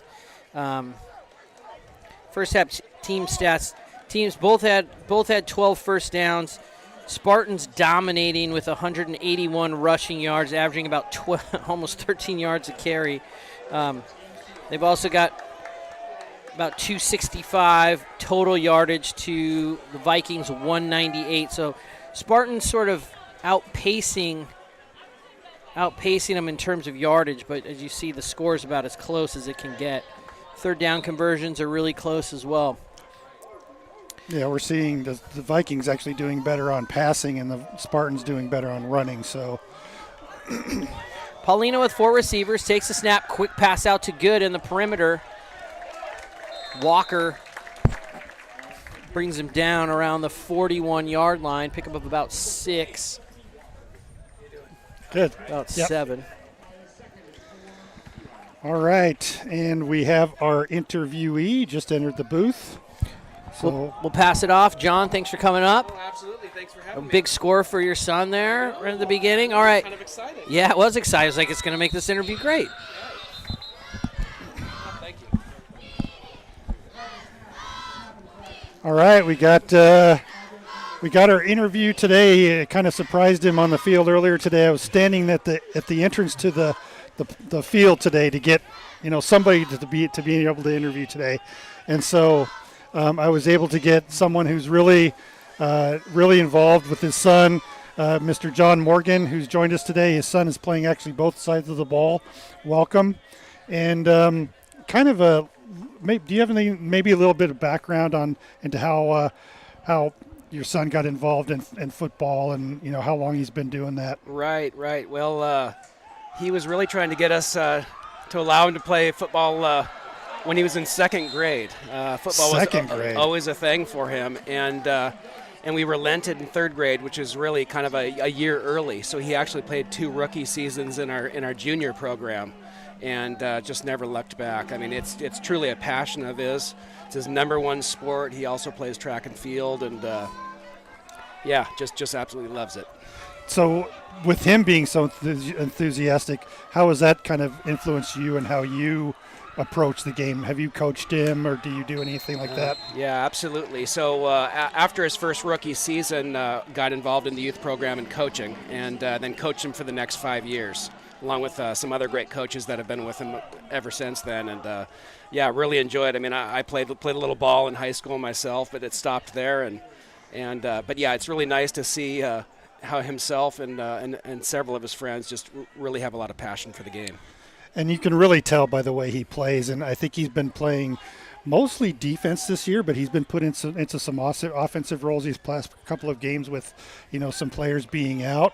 And it's nice to see him really take care of the ball and getting that touchdown. I mean, what an amazing run. And, when you see something like that, how does that make you feel? Oh, my gosh. Yeah, everyone was just erupting over there in the stands. And it was the first time we've seen that play all season. So it was kind of a reverse play. And He made a few guys miss, which was great. And then on the defensive side of the ball, there's been quite a few injuries this year, and so they've had to kind of insert him into that role, and he really enjoys that. He says he's a little tired at the end of the game, but but well deserved.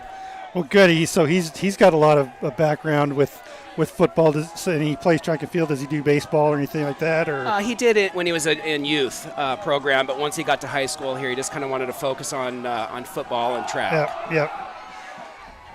So he's graduating this year too. Is he kind of geared up for that? Is he ready to go to the next level? What's his kind of plan? Yeah, he's actually a sophomore, so he's got a few more years. Oh, he does have. Yeah, which is great. So he's still a little bit on the young side, and hopefully he'll be able to grow another inch or two and put on a few pounds and be able to help Skyline for another 2 years. Well, it sure is great to see his excitement, and I'm sure as he goes through his junior and senior year, he'll be able to really become a leader that he really has kind of taken over that role too. So he really enjoys it. That was a good play there. Yep. All right. Anything else you have for us that may shine some light on Luke's background or anything? No. Just I just hope we continue to play well. We got a nice tight ball game this evening, and hopefully we'll be able to pull it out. All right. Well, thank you for joining us. Congratulations on Luke doing such a outstanding job today in the game, and so it's good to have you in the booth. Well, thank you so much. Really appreciate it. All right. It was fun. Thanks John. Bye. All right, we are back. The Spartans 3rd and 9. Pass is complete to Cam Ware. Turns the ball upfield, takes it past the halfway stripe. It was exciting stuff right there. Had a fumble, had a defensive stop. I swear these interviews always take place during like an exciting part of the game. Well, good job by Kevin Laux to keep bouncing back and forth between the interviews and the game too, so whoever's watching can keep pace with that. Kevin Laux is the real pro around here, guys. I don't know if everybody knows that, but I just said it. I think it should be known. Grimmer in the pistol, Pirello in motion. Quick handoff goes to Manold. He takes the ball up to the 40-yard line. Kevin's the one who puts this whole thing technically together every week. He does all the graphics, makes it look amazing. For what we do is just stand up here and jibber jabber. The real pros are the people that make it look like it does. We're the talking heads, but Kevin is here 2 hours or more before the game, setting up his equipment, making sure it all works. Great job, Kevin. He's blushing, I can see right now. Clock ticks. Grimmer and team getting the signals from the sideline. Manold switches to the far hash. Pirello in motion in front of Grimmer. Ball snap, give to Manold. Takes the ball up to the far side. Drugged down by number 11, Andrew Cody. Great open field tackle. Bring up 3rd and about 3. It's hard for just one guy to bring down Josh Manold. Absolutely. So short field here after a really solid defensive stand and a couple incomplete passes by the Vikings. Good opportunity for the Spartans to swing things back in their favor. Manold breaks the tackle through the line, takes it up close to the marker. He's going to move the flags, taking the ball up to the 35-yard line. The Vikings are playing Russian roulette with their blitz again, and looks like number 20 could have been flagged again for that one, but he was able to pull back in time.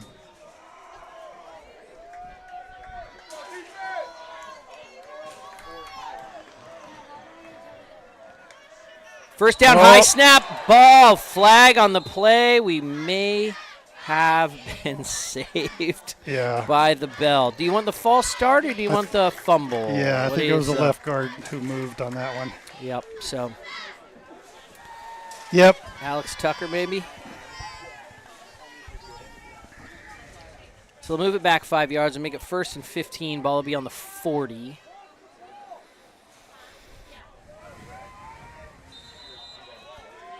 We've got Amek, Steinbeck, Cueva, Tucker, and Dempsey on the offensive line. A very formidable line that is. Sun's to the south, so looking back at Grimmer, any ball on a pass, the sun could be a factor here. Ball's handed to Minold. He's looking for some room, following a blocker. Alex Tucker leading him outside. Minold still on his feet. Flag's going to fly. Minold picked up about 7 there. See who the call's on here.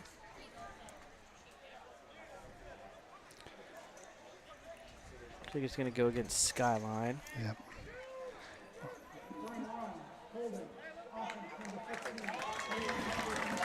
Jackson Minold gets called for the hold on that play. Not sure I saw or agree with that, but Yeah.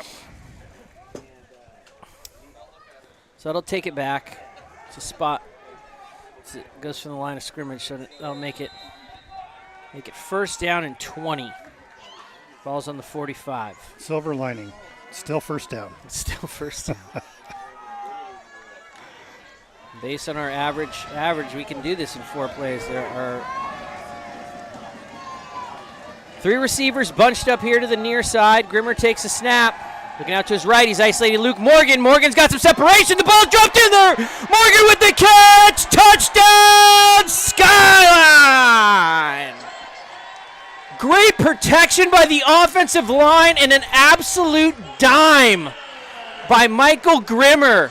And Luke Morgan did some great work on his route, created that separation, and just caught a beautiful pass, made one move, and took it into the end zone.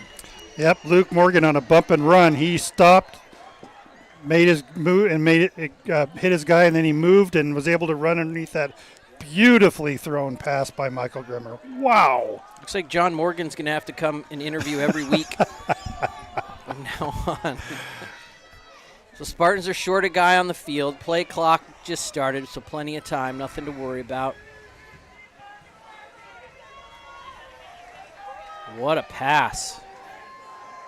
The snap was a little off there. Jackson Minold made a great play, and then there was a big hit on Sean Lee by number 20. Our blitzer friend. Yes, he's been around the ball, and that is that's going to be a big penalty, I think, right there. That looked. Nope, they're going to call it running into. So not of the 15-yard variety. Luke Morgan. Wow, I mean, what a good play call, isolating him up there. Morgan did his work off the line, created that separation, and I'll just call out, I think Michael Grimmer is probably looked the best today that he has all season. Very Agreed. Poised. He's moved around in the pocket, and he's just been delivering absolute dimes today. Just really focused. The senior quarterback having a great game today.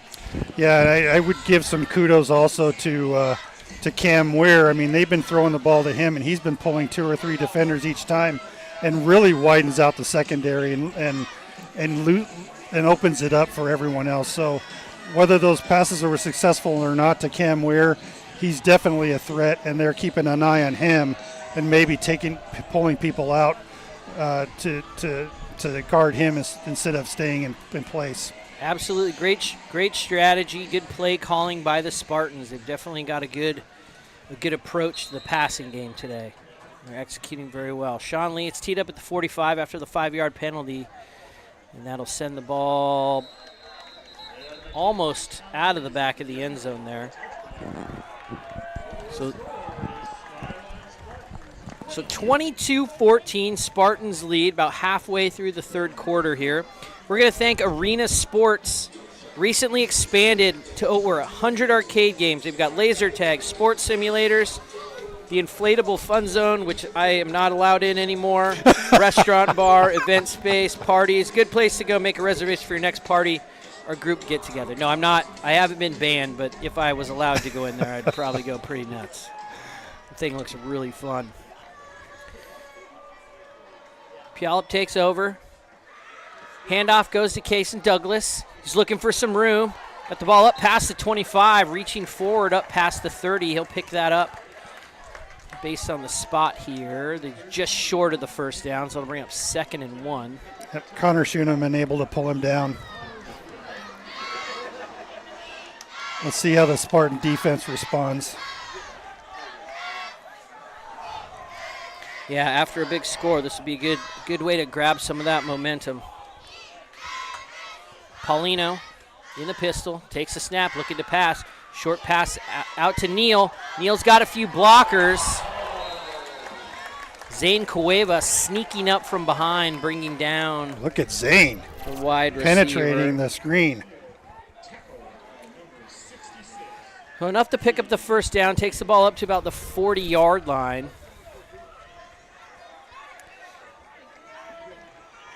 Paulino's got Douglas and Rolfness in the backfield. Handoff goes to Rolfness. He pushes forward into the line. Pickup of about 2.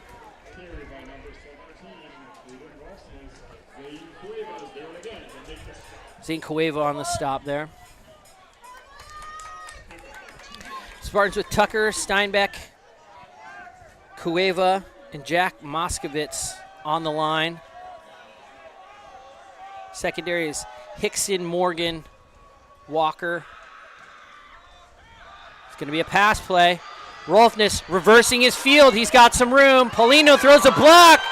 This brings him Zane Cueva chasing. Rolfness bringing him down just around the 40-yard line. Broken play there. Caden Rolfness able to make something happen. Again, broken play, and Rolfness was looking to pass, and he was able to bounce to the outside. That's twice we've seen something like that happen today. Seen a lot. I'm very impressed with the freshman quarterback for Puyallup. He saw the play busted. Absolutely. He got out and made a crucial block that probably added 7 or 8 yards. Really good football player. Snaps fumbled. Paulino picks it up. Moskovitz had a chance, couldn't get it. Paulino snuck past him, but Trevor Steinbeck pulls him down for a loss of 1. Yep. Zane Cueva's in on that too. He's been all over the place this series. So this is where the boys become men. These second half of football games, guys start to get tired, lose focus. It's little things like that can really swing the tide of a football game. Paulino with Douglas behind him. Pistol formation. Tries a hard count.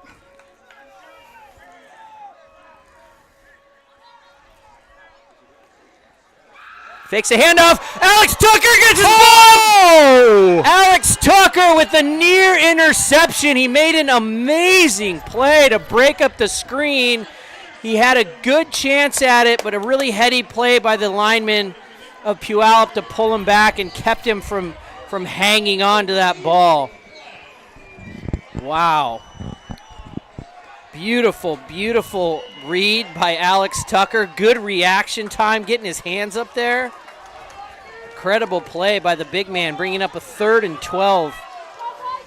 Alex Tucker with the D. Senior saw a touchdown there. He would have got that baby. 3rd and 12, balls on the 41. Paulino takes a snap. He's going to pass, looking down the middle of the field. Lets it go. Well covered by Cam Weir. But we've got flags coming in. I'm afraid That's it. Cam wasn't looking back at the ball. He does that. He does need to turn his head on that, and if he's able to turn rather than run through him, I don't know that it's just not a smart football play. Good play by Paulino and the receiver to just sort of take that chance.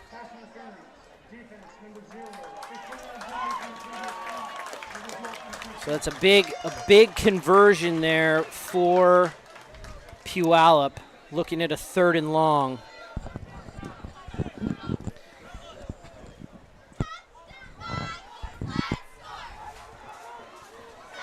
So that'll put the ball about the 26-yard line, pardon me.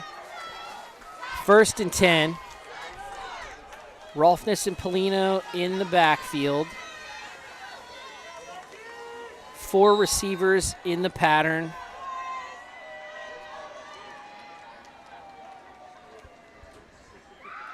Handoff goes to Rolfness. Tackle made by Cueva and Trevor Steinbeck. Pickup of maybe 1. Also want to thank the Sarah Miller Group Eastside real estate experts delivering exceptional results, unparalleled service. Their personal approach and commitment to their clients' satisfaction will ensure that you get the quality, support, and attention that you deserve. It's Sarah Miller Group. Paulino tries the hard count, looks back, going to grab a new signal. Play clock at 5. Ball snap, drops back. Finds Douglas over the middle, takes the ball into about the 15-yard line. Quick pass as Douglas just broke off the line, a quick slant. Paulino able to deliver it quickly between the linebacker level and the safeties. No kidding, that ball went between players, not over players. 1st and 10, ball on the 14. Puyallup moving. Option play, ball is loose on the field. Picked up by Alex Tucker. He's going to get his shot at that touchdown. So a huge mistake. They went with the quarterback option, fake to Rolfness. Paulino rolled out looking for Douglas. Great penetration by the Spartans, breaking up the pitch. The ball went loose on the field. Alex Tucker coming all the way across the field to pick that up and take possession for the Spartans. 1st and 10, Skyline on their own 31-yard line. Huge play right there. Huge. Yeah, big mistake. And this, I mean, we're talking about a game of inches and micro goals. You know, the opposite is true too. It could be, it's the penalties that the Skyline Spartans were doing a little bit earlier can sway the game. Again, one fumble or one miscue. I mean, it could take place any time. We for those who don't know, we are up above the visiting bleachers, and an absolute wave of silence just happened in front of us. Yeah. It was starting to get a little noisy, and that knocked off really quick. So this is one of those moments we talked about. You know, those little mistakes and little things. This might be the opportunity to grab that momentum. If Skyline can push the ball down the field and take advantage of this turnover, at least swing the field position with about 3 minutes left to go here in the third quarter. So Skyline takes over on their own 31-yard line. 4 receivers in the pattern for Grimmer. Josh Minold behind him. Grimmer takes a snap, drops back to pass.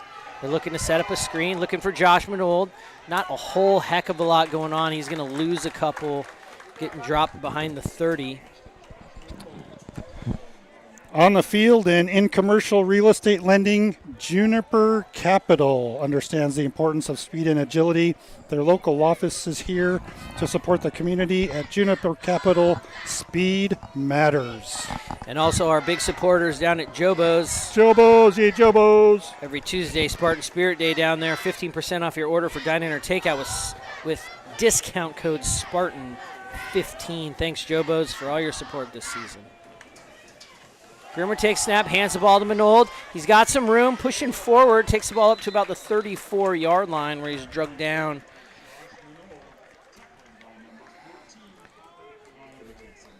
If you're at Jobo's today watching the game, you're watching an exciting game, so good place to get pizza and watch the Spartan football team play. Yeah, I like that place, that Jobo's. Got some good pizza there. I was there the other night, but I did not get to meet Jobo himself, so I'm slightly disappointed. Joe Orbo. Yeah.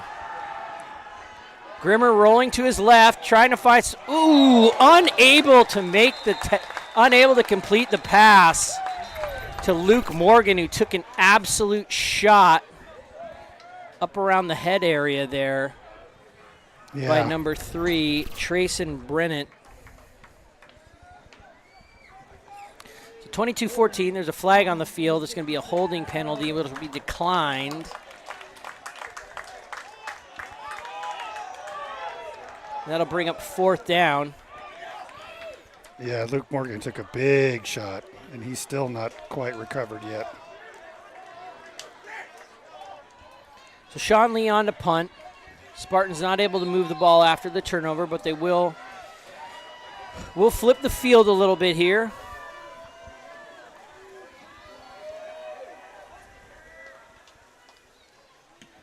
Lee able to get the kick away. Taken by Neal at the 28. Makes a move. Great open field tackle by Connor Schooneman, sliding in and bringing Neal down, who had a little bit of room to work. So great open field play there by the senior cornerback, Connor Schooneman. Mason Perrello was able to force him to the outside, and Connor Schooneman was able to get there and make a shoestring tackle. So good coverage and just about flipping the field here. The Puyallup will take over on the 33-yard line. Four receivers will be in the pattern for Puyallup. Spartans lead by 8, 22-14. There's a handoff to Douglas. He's drugged down by Alex Tucker as he tried to slip around the line. You got to think No Alex gain on the Tucker. play. Alex Tucker's fired up, don't you think? Look at him. Well, I mean, the last 4 plays on defense have been Alex Tucker, so amazing plays by Alex. So that'll bring up the loss of 1 on the play, 2nd and 11. Paulino drops back, looking to his right. He's going to let one fly. He's got room, and he misses good. The ball was just a little bit underthrown. Good made a great play to shake his coverage. Jackson Minold was caught a little flat-footed there, and the pass just fell incomplete. It's a little short of Good's reach. So big break there for the Spartans. Big break. 3rd and long. Paulino tried the hard snap, wasn't able to get him to jump. That's Henry Grillo up on the far Almost. side. Douglas comes in motion. Paulino drops back. He's going to let it fly. This time they got eyes on everything. Nick Gatian able to get his hand on it, but not able to bring it in. Good coverage by the senior corner. And Mason Perrello over there to help as well. So that'll bring up a 4th and long. The punt team coming onto the field. Looks like the defense has made some adjustments on those timing releases, and they're getting some good coverage downfield. So this is that juncture in the game where you got to be really careful on special teams, not to get flat-footed and not to get stuck on a fake. Also for Cam Weir, he needs to. Oof, Mason Perrello Line playing drive. it safe there. He's going to take a Skyline or a Puyallup bounce and roll inside the 20. Going to be downed around the 16-yard line by Isaac Norris. And let's go to Fisher Meats, who has been in business for over 110 years. As the oldest business in Issaquah, Fisher Meats has seen some changes over the years, but the 2 things that never change are the quality of our meats and our outstanding service. Fisher Meats in downtown Issaquah. And also Zeke's Pizza. Students come by Zeke's with your student ID for Spartan lunch special Monday through Friday, 11 to 1. You get a free Jones soda when you get a slice of pizza. That's Zeke's. Established 1993, Zeke's. They've been around for a long time. I like Zeke's. Not as good as Jobo's, but it's good. Also good. Pizza. There is no bad pizza, is there? No. Minold gets the handoff, pushing forward. It's a ball up to maybe about the 18, 19-yard line. Pick up a 1 or 2.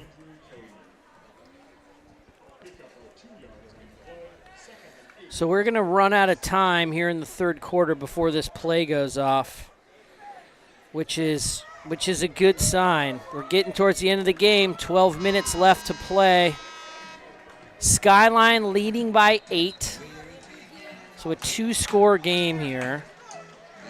Well, not necessarily a 2-score game because you could do the touchdown and the extra point. But Skyline, had a great 3rd quarter.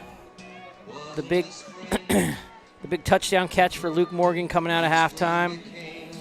So I think momentum favors favors Skyline here entering into the fourth quarter.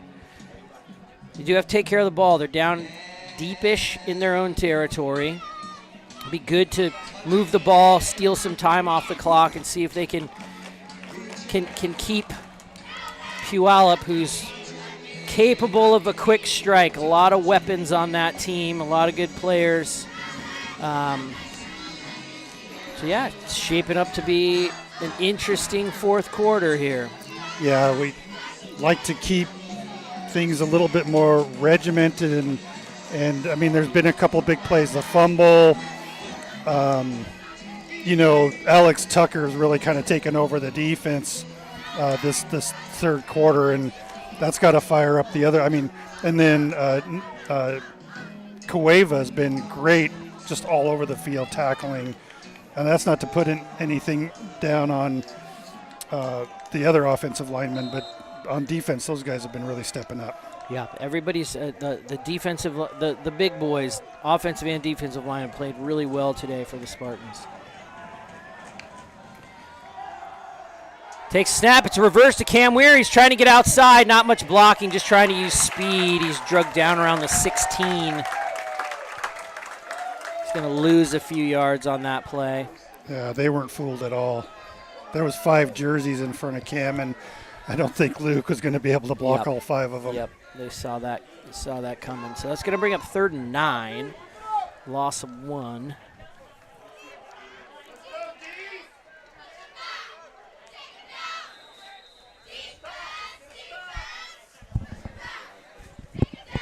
Refs are kind of sorting some stuff out here.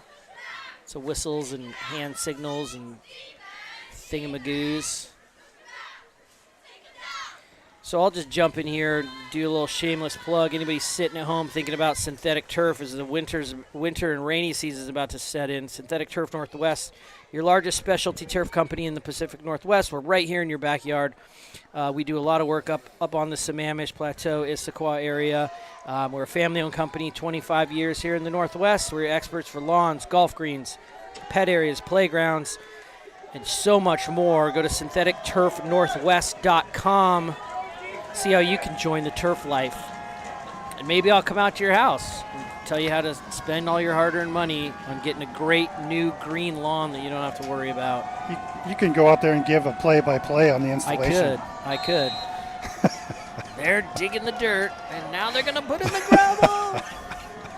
Big 3rd down here. 3rd and 9. Grimmer drops back, looking to his left, rolling out to his right. A little bit of trouble. Ball's on the ground. Ball's on the ground, and it looks like Puyallup's going to get that ball right around the 10-yard line of the Spartans. Grimmer running out of time, pocket collapsing around him. Looks like the ball is recovered by number 44 on Puyallup, number 44. That's it for tat. I mean, Brock we saw a Corum. turnover and another turnover on the Spartan side. Big offensive line stepped in for the Vikings. Yep, and they brought in the Rolfness. Looks like he'll take the snap again, marked by Marky Ayasi and Sanjay Finister. Douglas goes in motion. Rolf takes the ball right up the middle. It's old school football right there, just kind of leaning forward. So a huge miscue there by the Spartan offense. We've got an injured Viking on the field.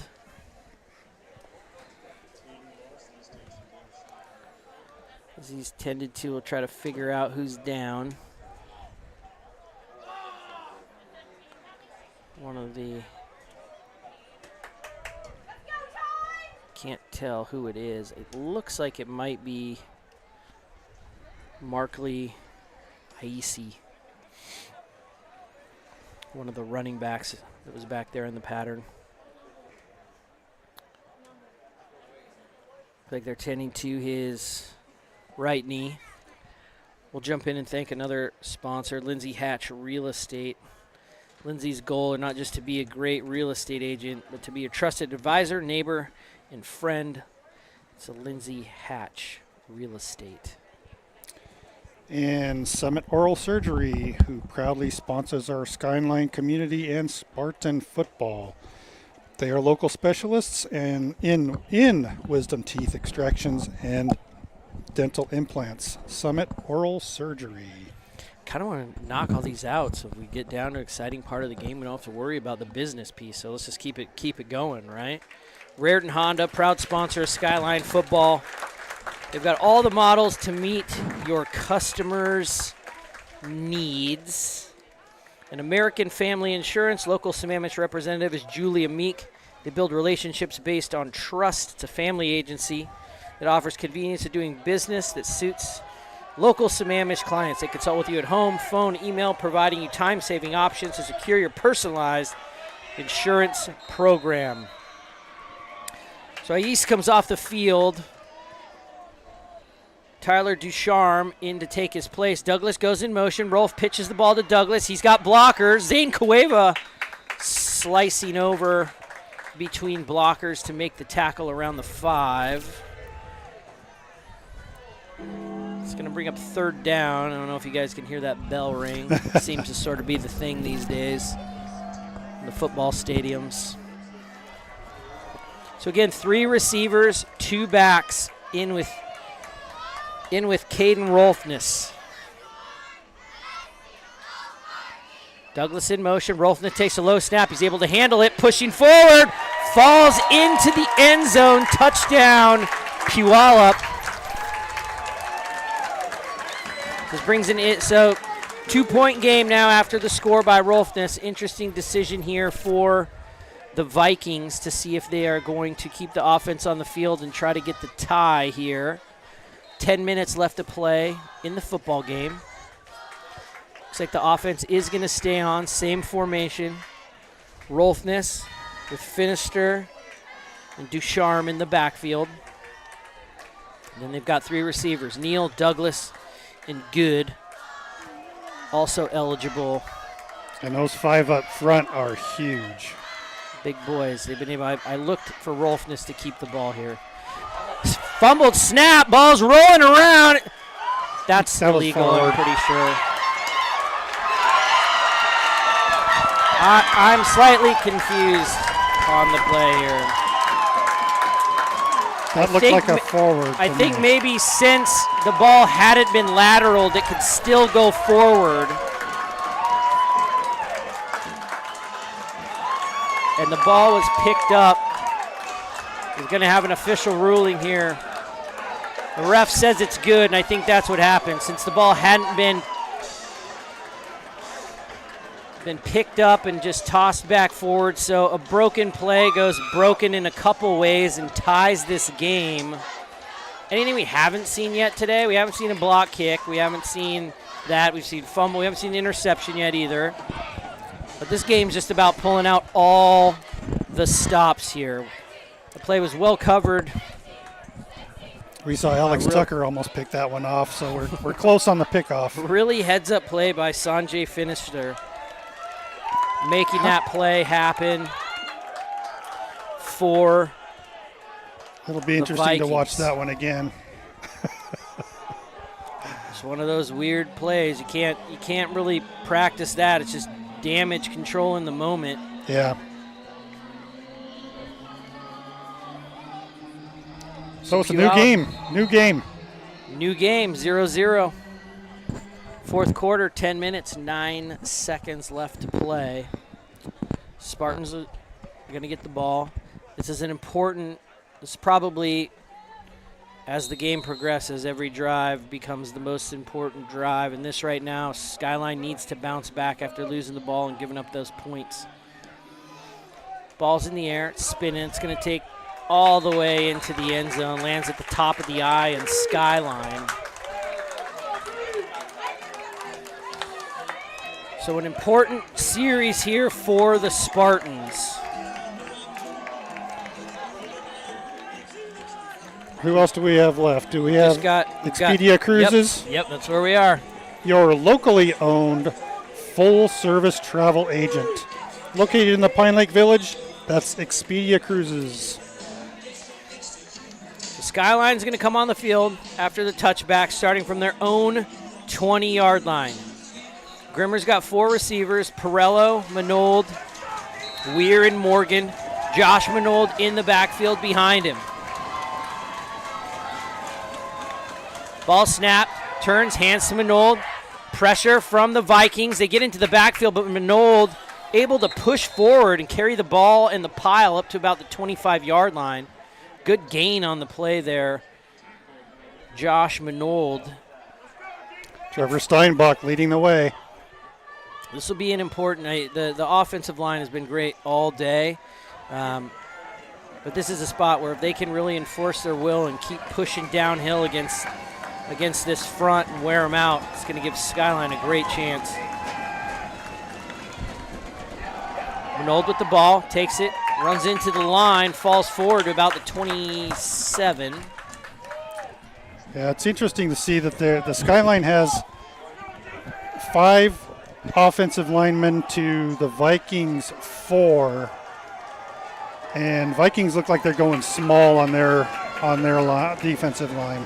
Yeah, they've gone to a little bit different formation, looking for a little bit more speed. It's a big third down, 3rd and 2. Ball's on the 28.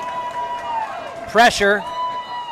Number 20, who's been that rusher all game, Taven Collins, going to get called for offsides. Should give the Spartans a first down.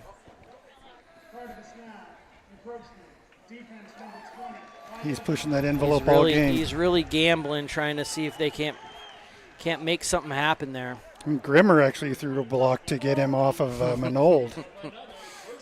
So first down for the Spartans. Ball's going to be placed on the 28-yard line. Grimmer and company quickly to the line off the penalty. Ball snap, hands to Manold. Takes it up the far side, up across the 35 to around the 36. That play started at the 33, gain of about 3.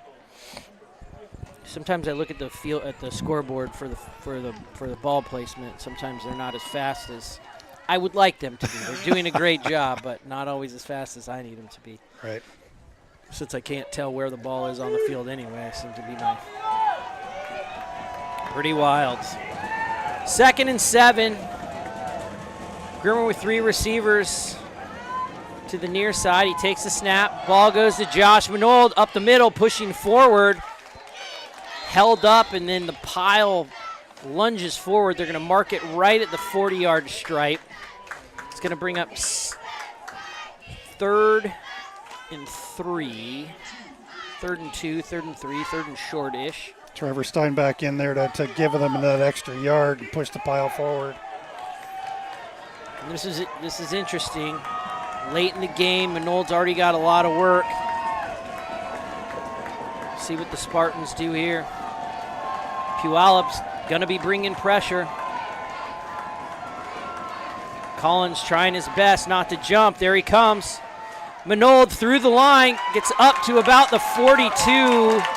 Not a great spot by the near side judge. We'll see where these guys land. Looks like a 4th down is what he's indicating. Wow. Okay. Not a generous or not even an accurate spot, I would say, on that play. It's going to bring up 4th and 1. So if there was a biggest play of the game before, this now becomes the biggest play of the game. Ball snap, Manold forward, biggest play of the game, won by the Spartans, 1st and 10. Taking the ball up to the 45. Protecting the ball, good transition. That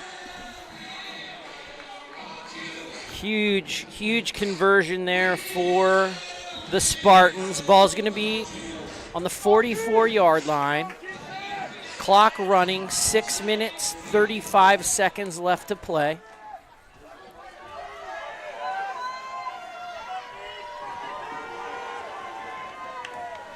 Grimmer takes a snap, gives the ball to Manold, looking for some room at the far side, spins, takes it up to about the 48, pick up a 4.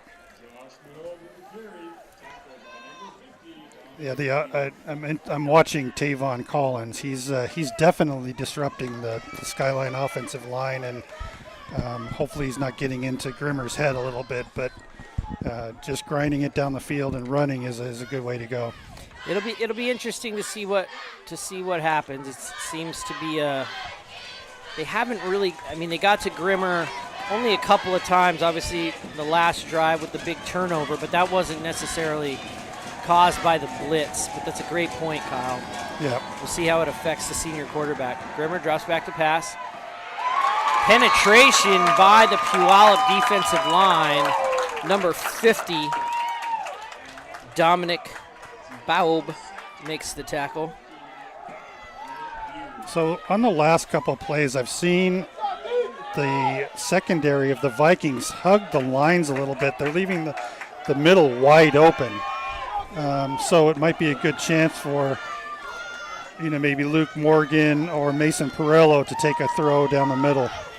We'll see what happens. They've got Manold and Perello are those inside receivers here. They're the two receivers to the inside formation to the near side. Jackson Manold goes in motion. Grimmer drops back. He's going to let it fly. Lets it go. Catch is made by Jackson Manold. About the 48. Spun down, pulled down by number 11, Andrew Cody. Bring about 4th and 6. Sean Lee on to punt. I wonder what the sledgehammer is for on the Viking sideline. What is that? That's intimidation. Or they're doing construction. Those are the only two things sledgehammer's good for. There's no railroads around here, so. Maybe it's like a Thor's hammer thing because they're Vikings. There's a snap. Sean Lee's going to get that kick away. End over end. Neal waving everybody off. Ball bounces. Takes a Skyline bounce and roll inside the 20. Vikings taking over. 4 minutes left to play in the game. Tied at 22. What a great game so far. Great game so far. A lot of big plays by both sides. Skyline's defense has been the backbone. They've been able to keep them in the game in these late game efforts by the other team. We'll see if they can come up big here. Paulino dropping back to pass, finds Good along the sidelines. Makes the catch, picks up about 6.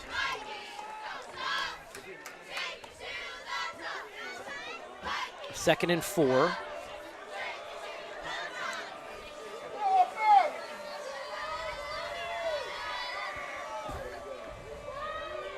Paulino getting the play in. Same play, looking out to Good. Cam Weir tries to make the tackle. Good able to slip him. Finally pushed out of bounds by Jackson Manold up around the 34. Good adjustments being made here by the Puyallup offensive play calling, seeing some of the defense drop back. You see Cam Weir coming off the field. Connor Schooneman comes in, generally a little bit more of a press coverage type defender. Paulino taking the ball up the middle. He runs in to Zane Cueva and Alex Tucker to bring him down after a short gain. Looks like Cueva had an equipment problem there. One of his shoes might have become loose. Quickly remedied as he's at the line. 2nd down and 9. Ball's on the 37. Paulino in the backfield. Rolfness stands to his left. 4 receivers all in pretty tight here. Ball snap, fumble. Paulino falls on it. Need to get Cueva out of the game. Something's wrong with him on his left side. They will lose a couple yards on the fumbled snap, taking it back to about the 33, 32. It's going to bring up 3rd down and 14. Both teams with their full complement of timeouts as the clock runs. 2 minutes, 45 seconds left to play here. We'll see what Puyallup chooses to do. They've generally try to put the ball in the air here. They're going to go with a little misdirection. Pitch goes to Douglas. He takes the ball, well covered. Everybody holding their ground. Hunter Hickson and Jeffrey Walker holding their ground, playing their position. Makes that stop around the 35, so it's 4th and 11. Nice defense. Really, everyone stayed home on their side of the field and was able to sniff that out. Some interesting play calling to start the drive. It was a little bit, looked like they were trying to set something up and not really able to get anything going, and a good showing there by the Spartan defense. The kick's away. Cam Weir is back at his 30. He's tracking the ball back to his 25. He takes the ball, heads up the far side of the field. He's got some trouble there, taken out of bounds by number 23, Ty Balzani. That was kind of interesting on the Vikings' part. They were really having a lot of success with those quick outs to the left and to the right. And to go to something that they hadn't done before really failed them that time. So it was interesting. Good for the Spartans. Now let's see if the Spartans can capitalize, because this is, they've had a couple of huge plays already, and it, come down to something big. There's only 1:44 left. Yeah, 1:44 left to go. So still time on the clock. Possession, protect the ball.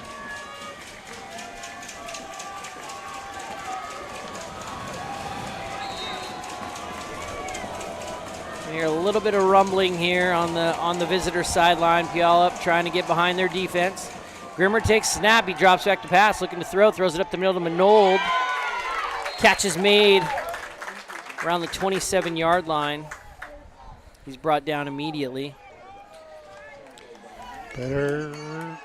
Clock's running. All the timeouts are left.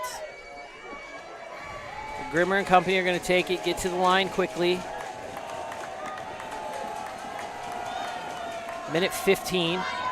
Snap. Ball goes to Mason Perello. He makes the catch, turns the ball upfield, pushes up past the first down marker. This will be a first down for the Spartans. Oh, he's short. Just a little bit short.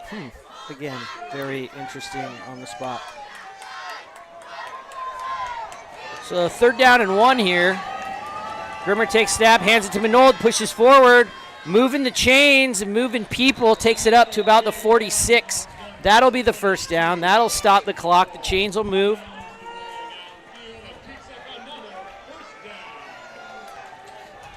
So currently on the far side of the field, Cam Weir, Jackson Manold, Mason Perello. Isolated on the near side here, Luke Morgan, Josh Manold in the backfield with Michael Grimmer. Clock runs, 35 seconds left to go. Ball is snapped. Quick pass out to Perello. Pursued, he breaks a couple of tackles, and he's able to get out of bounds just across the midway stripe. Not a big gain, but important that he stopped the clock. Almost had that. He slipped 2 open field tackles there. If he was able to make another move up that sideline. Gain of 4. 27 seconds left. Grimmer takes a snap, drops back to pass. He's going up top, looking for Cam Weir. He's got some separation. Weir made a great play on the ball, but wasn't able to haul it in. 2 Puyallup defenders there. Weir still down on the field. Slow to get up. Again, double covered. That ball may have hung up a little bit. The ball was up in the air a little bit. Weir had a good chance that he had his hand on it, and the defenders just sort of timed it perfectly. Neither one of them was really playing the ball.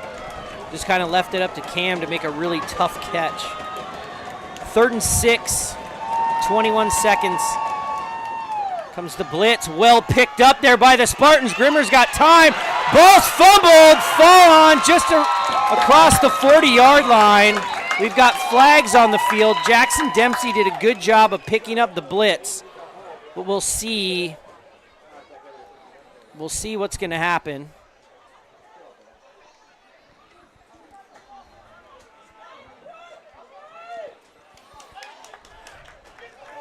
Flags in the general area of holding, which will happen there on the Spartans. That'll be declined. That'll give 15 seconds on the clock. Grimmer just got attacked from behind there, popped the ball loose. Recovery was made by number 3, Tyson, what's his name? Trayson Barrett. So 15 seconds left on the clock. Puyallup's got a chance to win before overtime. Got a deep prevent defense. Josh Minold on the field. Cam Weir, Mason Perello, Jackson Minold. 3 men up front. 3 men up front for the Spartans. 5 seconds on the play clock. There's going to be a timeout. Puyallup's going to call a timeout as the play clock was winding down there. So let's get our last spot out of the way quickly. Yes, please do. At the Vault on Front Street, the trainers take your fitness goals seriously. They understand that losing weight and gaining muscle can be challenging.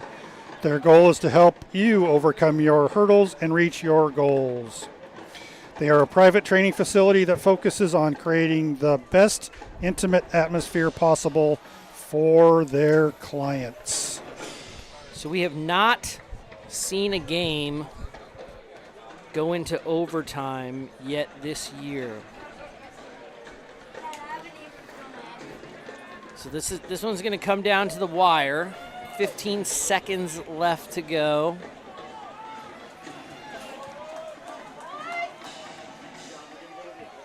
Puyallup with 4 receivers sort of in their base setup. They've got Paulino running the offense. He'll take the snap. Rolfness next to him and 4 receivers in the pattern. Paulino drops back, looking to pass. Throwing the ball, tipped by Josh Minold. Almost nice. Intercepted by Mason Perello there. Good zone coverage. Yeah, they've got fine linebackers out there with the 3 men up front. 5 linebackers, and they've got the corners and then 3 safeties deep, sort of a true prevent here. 6 seconds ticked off, 9 to go. Paulino drops back, he's gonna roll to his right. They're trying to make something happen, lets the ball go, falls short of the receiver, looking for Josiah Good, incomplete. 4 ticks left to go before overtime.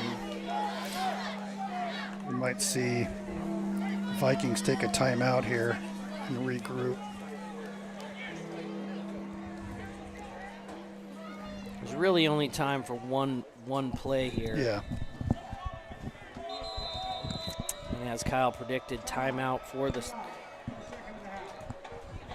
by the Vikings. Interesting that we didn't see when Skyline had the ball. I thought they might be more inclined to use a timeout with their full complement. I think they were playing for the field goal, trying to kill time, see if they could get it down there and give Sean Lee a chance. Yeah, again, other than really kind of big plays and breaking things open, neither side has seen a lot of really grind out football. It's all been, a couple of big things here and there, and a couple of fumble recoveries.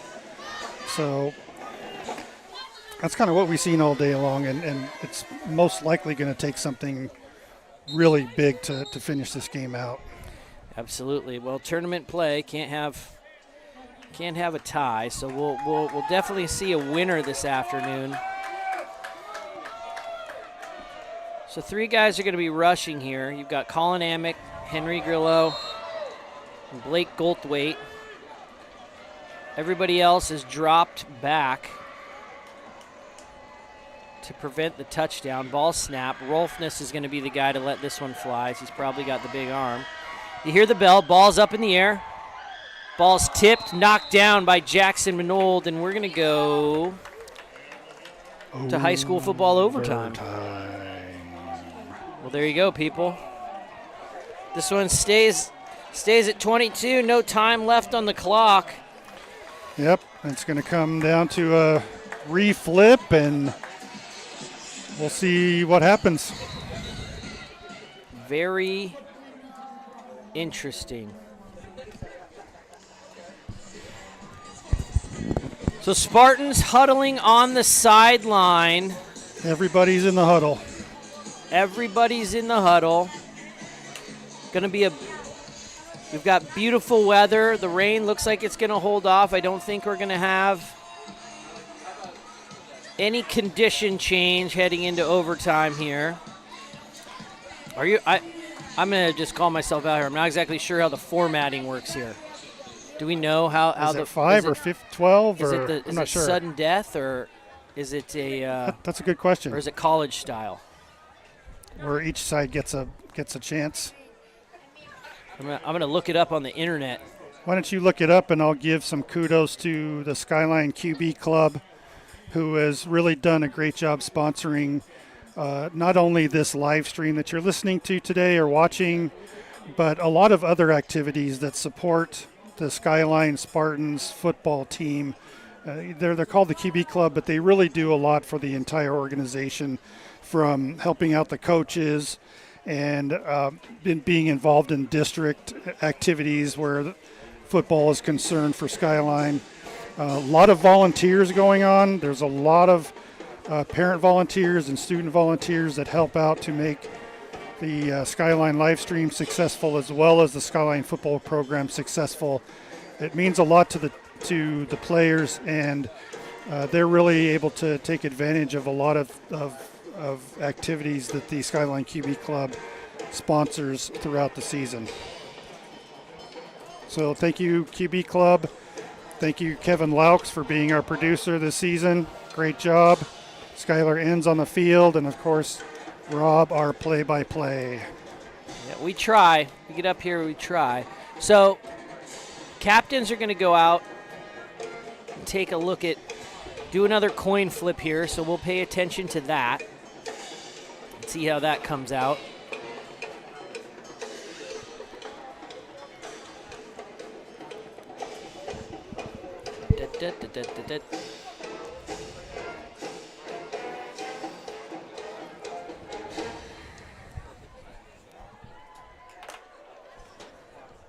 The sun is ablazing in here. I wasn't thinking about sunglasses, but if this goes much longer. Yeah.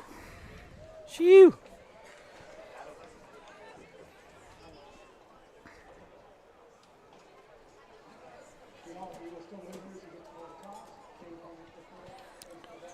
Taking a look at the coin.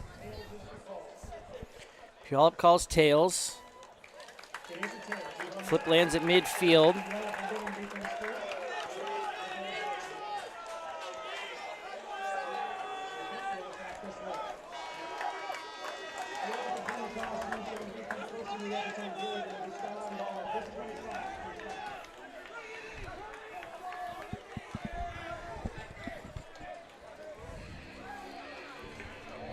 So Puyallup wins the toss. Did you guys hear exactly what it said? I didn't have my headphones on. You know what's going to happen here?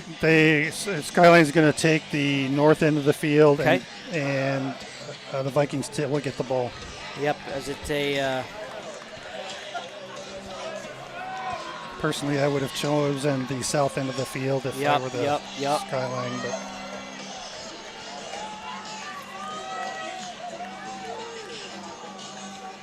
But oh, they did choose the Skyline, the side that. So. Okay. Well, I was mistaken. Yep. First time this season. It is. Come on. No mistake. Sorry, I was thinking about something else. I'm sorry, I wasn't there to help you with your joke. So it looks like it's going to be a college style. Skyline's going to get the ball first at their own at the Puyallup 25. So what happens here is you've got, standard play from the 25 to see if you can punch it in. And then if Skyline scores, Puyallup will have the opportunity to match on the other side to see if they can match with the touchdown or different set of points. Manold to take the snap. He does. Runs forward, looking to the near side. Not much going on. He comes down around the 25. No gain on the play. See Michael Grimmer and the wide receivers join the fold after starting with a rush-heavy formation.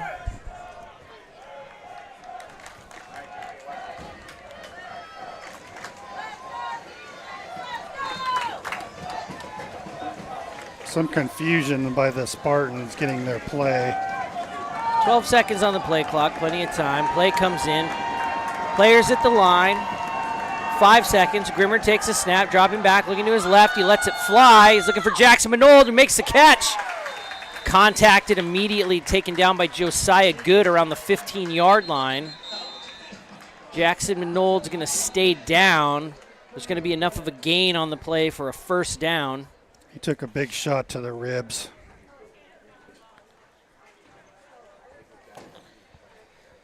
So, yeah, good tackle there, good form tackle by Josiah Good on the play.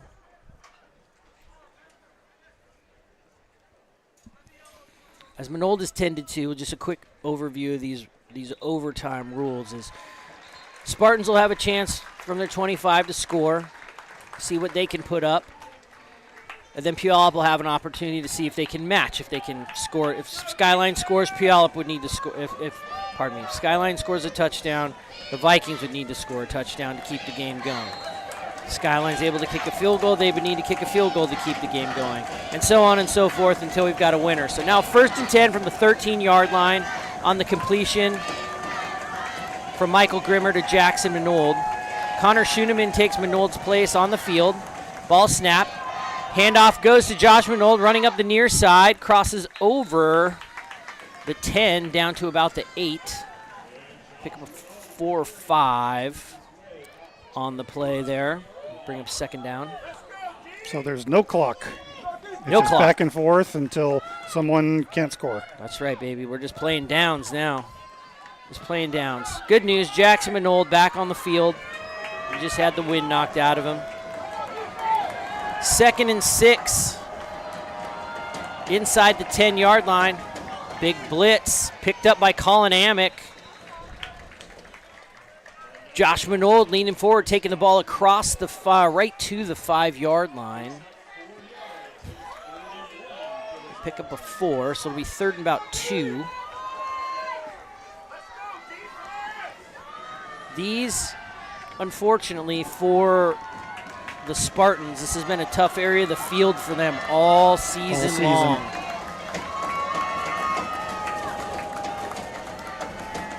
3rd and 2, ball snap, big blitz. Ball goes to Manold, and there's that rush, that blitz that's been so dangerous all game.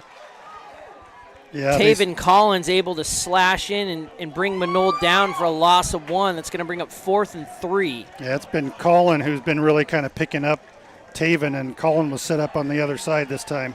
Yep. So Collins able to make the play. Field goal team comes on the field. Play clock set at 20 seconds. Spartans playing for 3 here. Going to lean on their defense to lock this down and hold the Vikings off. There's a snap. Kicks up. And it is good. Sean Lee splitting the uprights, giving the Spartans 3, 25-22 Skyline. And now Puyallup will have a chance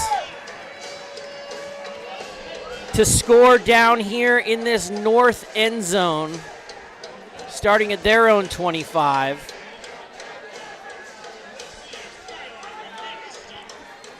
So what happens here, Skyline needs to either hold them to a field goal or keep them out of the end zone to keep the game going. If Puyallup can't get a field goal, the game will end. The Spartans will win, and they will advance to the round of 16 to the WIAA playoffs. So it looks like standard base defense out there for the Spartans against the sort of base pistol offense for Puyallup. Braden Paulino takes the snap, drops back, looks to Rolfness, throws. Alex Tucker was absolutely read that play Right like a book. Alex Tucker! Loss of 6 on the play as Alex Tucker was in Rolfness's pocket. So a little personnel change. Paulino will come off the field. Jordan Masaila will come off the field. They'll go with that big formation. Caden Rolfness becomes the quarterback. with 2 backs in the backfield and 3 receivers. Huge Viking up line. Douglas in motion. Rolfness leans over the 30-yard line down to about the 26. That's going to bring up a 3rd and long here. Ball's going to be spotted about the 29-yard line. So it'll bring up 3rd and 14. Biggest play of the game? Big now the old biggest play. Now this becomes the new biggest play of the game right here. Great commentating, Kyle. We're a couple of wizards up here. Hunter Hickson showing blitz. Rolfness calls the play. They look up, new play coming in from the sideline. It's going to be a timeout for Puyallup as the play clock was ticking down. This is the only timeout of the first overtime. So Skyline has 3 timeouts left. I don't think that's correct. Not I think correct. you just get You get one per. Yeah. I see. So that's there. You get one timeout per sort of, your this is the first overtime period. If they were to get a field goal, then we would go to a second overtime period where everybody would get 1 timeout again. Understood. I think I don't know. I'm sort of making that up. That's called deductive reasoning, kids. And that's why they pay us the big bucks. That's why they pay us the big volunteer dollars. But as Kyle pointed out, and what you're paying for is the sort of analysis that says this is the biggest play of the football game right here for either team. Well, it's probably 2 down territory. So this is the biggest play, and then whatever happens next will be the biggest play if this isn't. Yes, and so what we've seen in the past here is Braden Paulino comes back out onto the field. Whenever Puyallup's looking at a 3rd and long, they look to put the ball up in the air and kind of hope for a penalty. They haven't had any big 3rd down conversions on their own. Good point. So we'll see what happens here. Hopefully Skyline needs to come out, play this one clean. Paulino takes the snap, drops back. He's got time. He's under pressure. Grillo and Amick. He got the ball away, and it's intercepted! Intercepted by Jackson Minold, and that's the game! Skyline Spartans come up big in overtime! Jackson Minold went down hurt, and now he comes back and makes the game play. The senior Minold, who had a couple of big plays during the game, makes that interception. As you saw the replay there, he stepped in front of the receiver. Paulino was under big pressure. Colin Amick put a huge lick on him and left that ball floating. Jackson Minold saw it up there and took it out of the sky, locking down the victory. Here's a replay.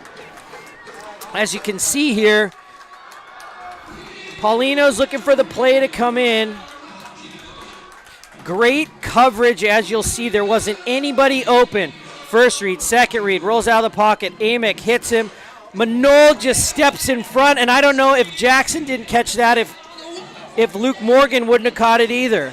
Yeah, it was thrown into 3 jerseys, and huge play, not only by Jackson Minold, but the offensive line or the defensive line really putting that pressure up there. And I think they only had 3 up linemen. They were all playing, fairly soft in the middle to try to avoid that pass getting completed.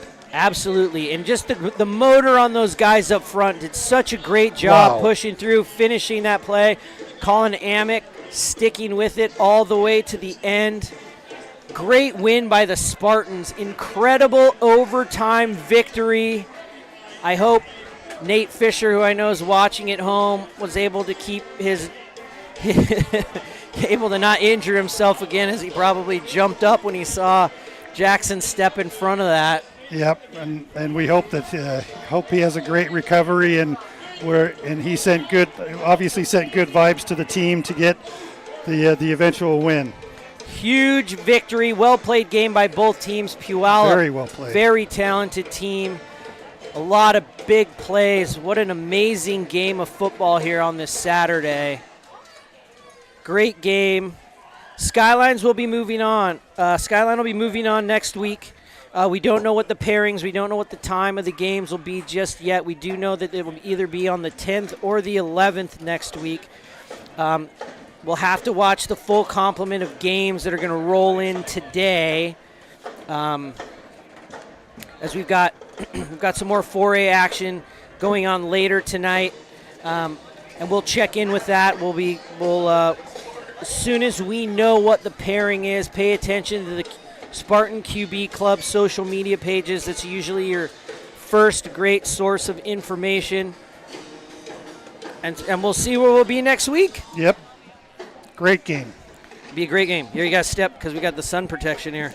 You got to step in. You want to see our face. So, hey, anyway, big thanks to the QB Club. Big thanks to all the volunteers that make Spartan football possible and help the QB Club do what it does. We're very lucky to be able to come out here and do this. So for everybody that's a part of the stream team, myself, Kyle, Kevin, Dylan, and our Skylar down on the field, who had a couple of amazing replays and was able to bring you that replay of that interception at the end of the game. Huge play by Jackson Minold. We appreciate everything everybody does. Thank you so much. Pay attention for updates. We're going to sign off. Thanks for watching. Have a great weekend. Have a great weekend. Thanks, everyone.